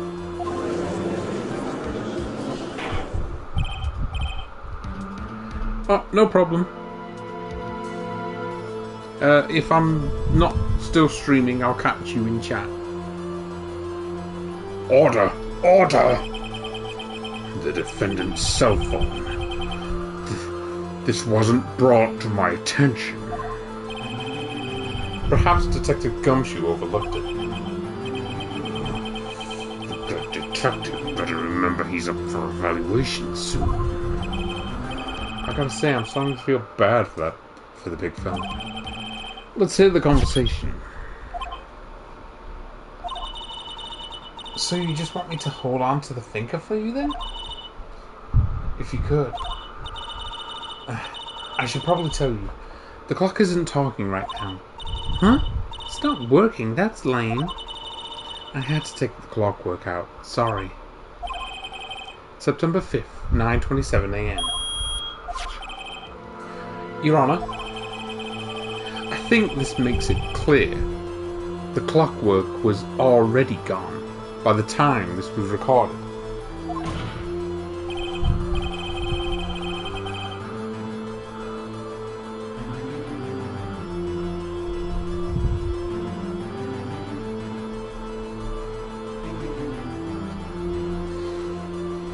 Which was well before the witness even arrived at her hotel. Well, Miss May, would you care to explain this to the court? Just how did you know that weapon was a clock? Well, isn't it obvious? I saw that clock before. What store was that again? I go to so many. Oops, I forgot. So the witnesses had seen it before. That would make sense. Does the defense have any objections? Mr. Wright? The witness claims she had seen it before, but this directly contradicts a piece of evidence already submitted to this court. Well then, let's see it. Please produce this evidence that will prove the witness has not seen the clock before.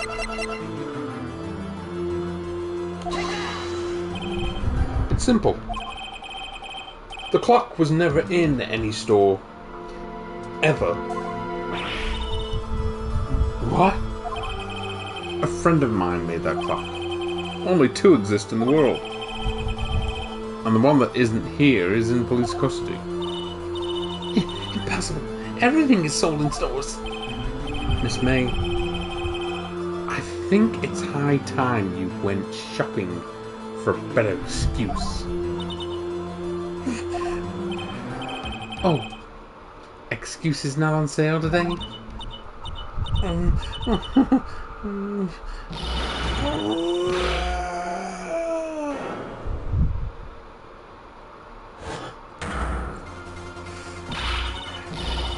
What's it to you, pinecone head? That stupid clock doesn't matter, okay? She did it, and she should die for it. Die!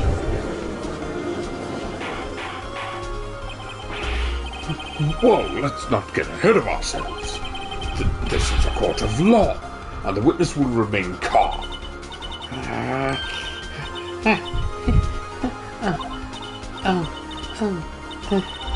Silly me.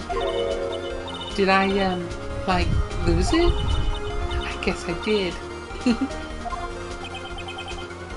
Scary. Miss May, let me ask. Tell me, how did you know the weapon was a clock? Oh dear. Does the defense have an opinion on this behavior? Okay, this is it. Yes, Your Honor. Allow me to explain the truth of the matter. Miss April May, you knew the weapon was a clock because you had heard about it. The witness had never held the clock in her hand. However, she had heard that it was a clock. She heard?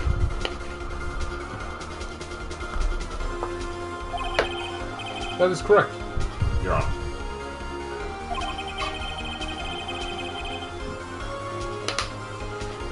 There is no other way she could have known the thinker was a clock. And I can show you the proof. Well, this is interesting. Let's see it then. Show me evidence proving the witness had heard the murder weapon was a clock. Have a look at this.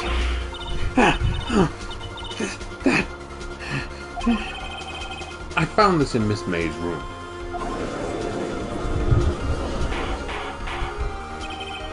Mr. Wright, please explain to the court what this is.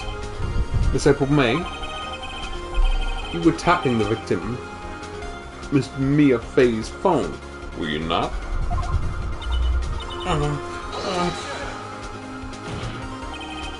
Your Honor, this is irrelevant. I'm not entirely sure that it is. Objection overruled. It troubles me that our witness was in the possession of a wiretap. This is outrageous. Does the defense truly claim that the witness was tapping her phone? Absolutely. Even if that was the case, which it's not, you still have to prove one thing. Did the victim ever say that the weapon was a clock on the phone? Can you prove that? I think not. Oh yeah? I think I can. It's simple. What? Here's my proof. The proof that the victim said on the phone that this weapon was a clock.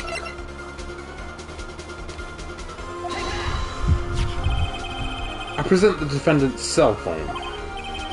Yes, we've seen that. Listen once more to the conversation between the defendant and the victim. Mia, what's up? You haven't called in a while. Well, actually, there's something I want you to hold on to me for. A game? What is it this time? It's a clock. It's made to look like that statue, the thinker, and it tells you the time. Miss April May, you used a wiretap to listen to this conversation. That's how you knew the thinker was a clock. Am I wrong?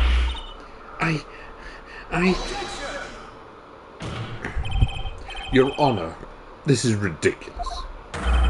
Your Honor, look at the witness's face. Does she seem amused to you? The defense demands an answer. Witness, answer the question. Did you tap her phone? Miss May. Shut up! Shut up, all of you! What gives you the right to talk to me like that? You lawyer!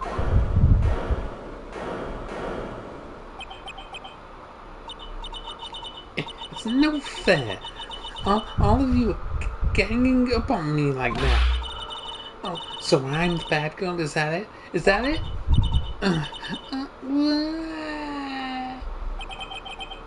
That did. The court's seen the real Miss May, April May now. Now to deal with the final blow. Let's save. I'm gonna do... Why the wiretap? Why did you tap her phone? Answer the question! Do I have to? Isn't this a murder trial? Isn't tippity-tapping irrelevant? She's saying exactly what Edgeworth wants her to say. Miss May, you were tapping the victim's phone. I hardly call that irrelevant. While this court does not condone the defense's tone of voice, he has a point. Well, Miss May, do you have an explanation for the court? Can you prove you had nothing to do with this murder, even though you tapped her phone? I'd like to see her pull that off. Mr. Liar, I saw that evil grin. You were probably thinking, I'd like to see her pull that off, weren't you? Damn, she's good. Well, you're not the first man who's thought that. And of course, I can and will. You can't be serious. No way. Way, I say. Way. Oh, and I assure you, I'm serious, Mr. Lawyer. Okay, so the killing happened around 9 at night. Why, that's just when I was getting room service from that sweet bellboy. Room service? Iced coffee, I believe it was. Iced coffee. You know, like normal coffee, but cold? If you don't drink it quick, the ice melts, and then you have regular cold coffee. Iced coffee? Think I'm making this up? Ask the bellboy. Ergo, the witness was on the scene at the time of the murder.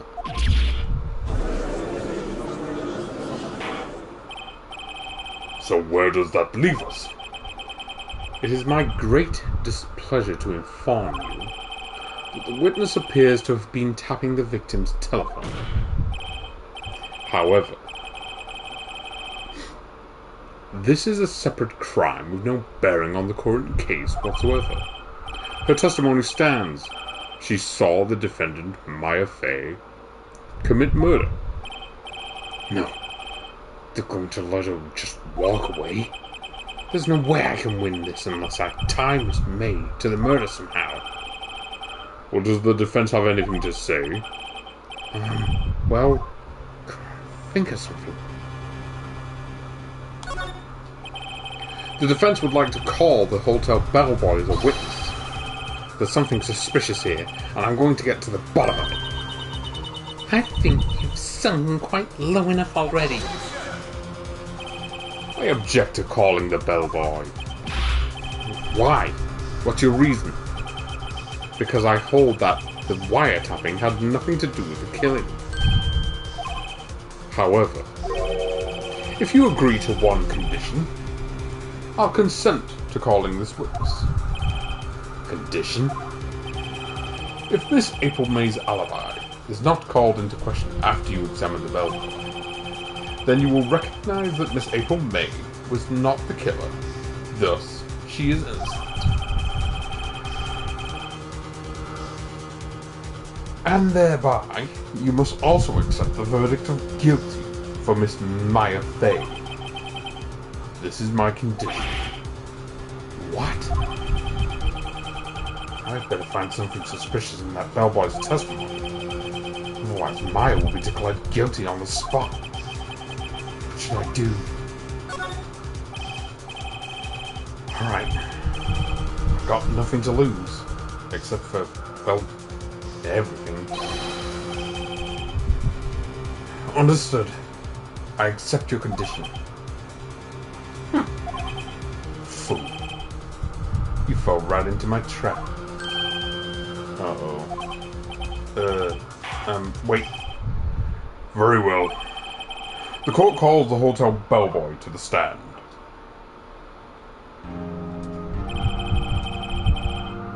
I believe we're ready for the witness to testify. He certainly does look like a bellboy. Yes, sir. I received your summons in the middle of work, sir. I'm happy to be of service. A tea set looks rather heavy, so without further ado, the witness may begin his testimony. Very good, sir.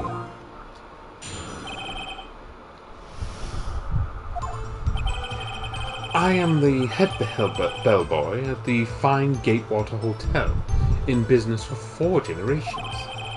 I believed I received a call after 8 in the evening from our guest Miss May. She asked for an iced coffee to be brought to her at 9 o'clock on the dot, sir.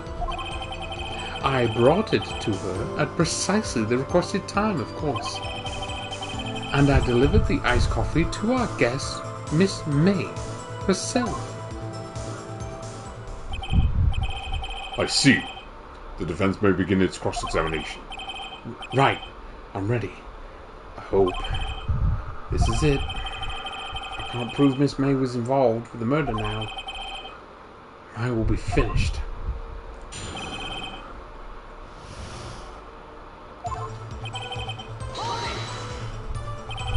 What exactly is it you do at the hotel? Why, anything required of me, sir. I check in guests, I check out guests, I clean rooms, I make beds, I even deliver room service, sir. I checked Miss May in personally. Are you always so prim? Mr. Wright, you will refrain from asking frivolous questions. Are you sure it was Miss May on the phone? Absolutely, sir. How can you be so certain? I checked Miss May in personally, sir. Not only did I see her in all her stunning radiance, but I also heard her voice. And then I saw them, and I... The point being, I remembered her quite well, sir. Yes, what then?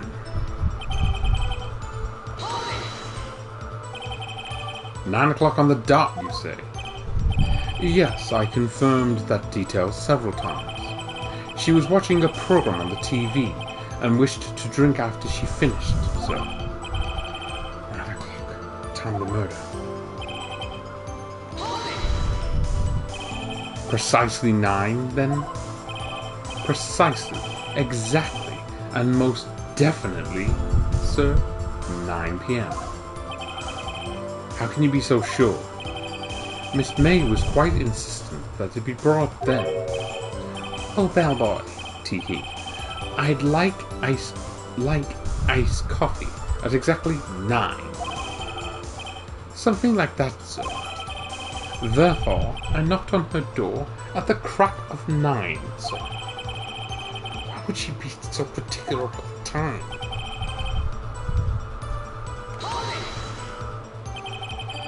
You are sure it was Miss April May herself? Absolutely, sir. Absolutely? Yes, sir. As in so very absolutely, sir. It's an endearing mannerism of mine. How come you're so very certain? Well, when I brought the room service, sir, the guest, sir, favoured me with an embrasier, sir. Embrasier? Is that French for embrace? It's French for kiss, sir. But not a French kiss, sir. More of a peck on the cheek. Why would she have done that? I believe perhaps she was momentarily swayed by my prim demeanour, sir. It was a moment I shall never ever forget, sir. Sounds pretty fishy. I think Miss May was up to something and wanted the bellboy to remember her. It's no good. There's nothing there. Is that it? Tisk tisk. Finally, you understand. This bellboy has absolutely no reason to lie. Now, if you have any decency, you will end this rather tedious cross-examination here. It was a bit tedious. The witness may leave the stand. I can't let this happen, can I? Wait! Please wait. Yes? Does the defense have something to add? One last question.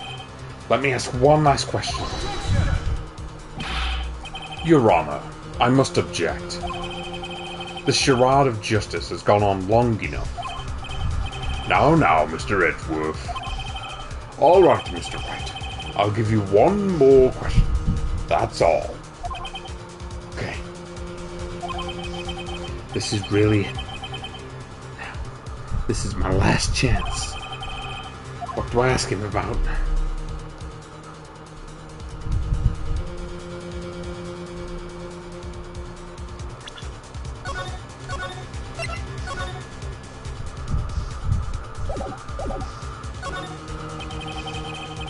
Tell me about check-in. Tell me about when you checked in, Miss May. Oh, alright. Very well, sir. My first thought was that she was a beautiful, beautiful person. She's just my type of girl. So it was a disappointment, really. I see. Excuse me. What exactly was a disappointment? Well, I am not without charm, sir. But even I have little chance with her lover. What did he say? What did you say?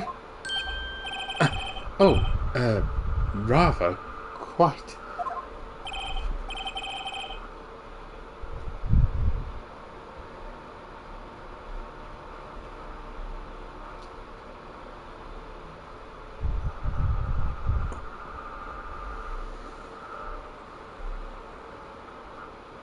Bellboy, tell us the truth now. Did Miss May check in with another person?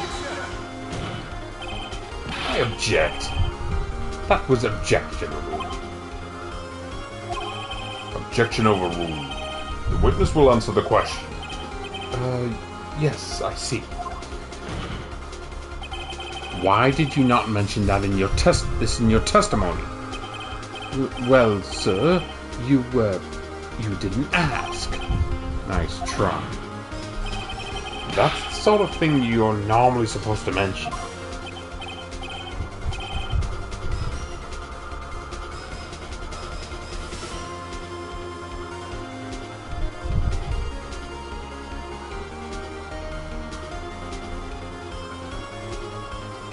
Ah, yes, quite, indeed. It was the good barrister there, Mr. Edgeworth, who... He asked me not to mention if I wasn't specifically asked, sir. You fool!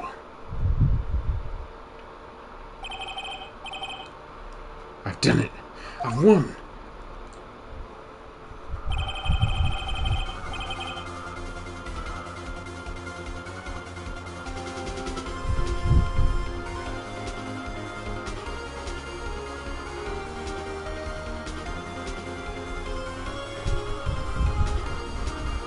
Miss April May checked into a twin room with a man.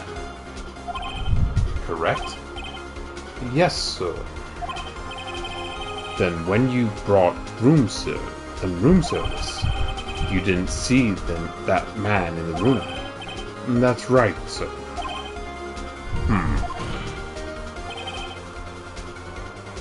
Your Honor, we have just learned of another person involved who may have been the murderer. In light of this new fact, I hold that it's impossible to judge the defendant. Wouldn't you agree, Mr. Edgeworth? And who, Mr. Wright? Who is this other person? Simple. It was...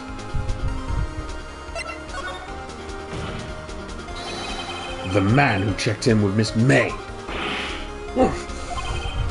Your Honor, as has been previously revealed, Miss April May was tapping the victim's phone, yet Miss May herself has an alibi at the time of the murder.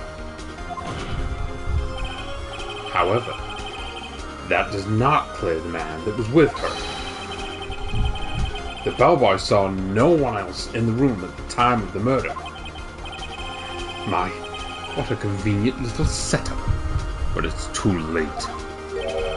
Too late? I suppose you'd like it if it was too late, wouldn't you? After all, it was you who hid the presence of the other man in this court. Upstart amateur. These accusations are ludicrous. Enough. The court acknowledges the defense's argument. I expect the prosecution and defense to look into this matter fully. Am I understood? Yes. Yes, Your Honor. That is all today for the trial of Maya Fey. Court is adjourned.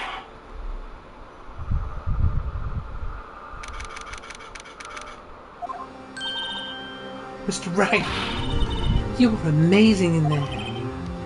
Really? I think I might be your newest fan. Oh, I was just doing my job, you know.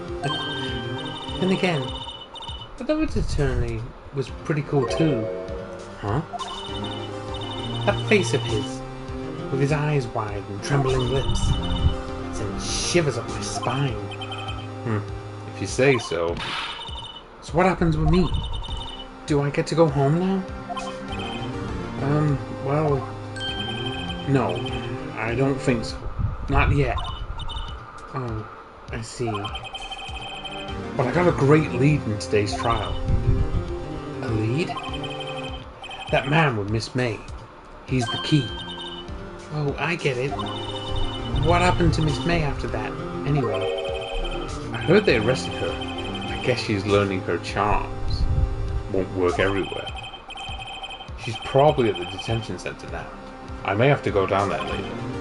Anyway, this case is far from closed. Yes, sir! I'm gonna find out more about this man.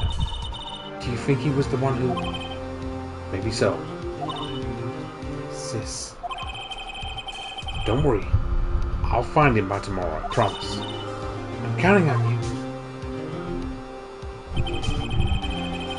I asked for a full record of Miss April May's testimony. I thought it might come in handy during the trial tomorrow. But now that I have it, I'm not so sure. Most of her testimony was all lies. In fact, there's only one part that hasn't been stricken from the record.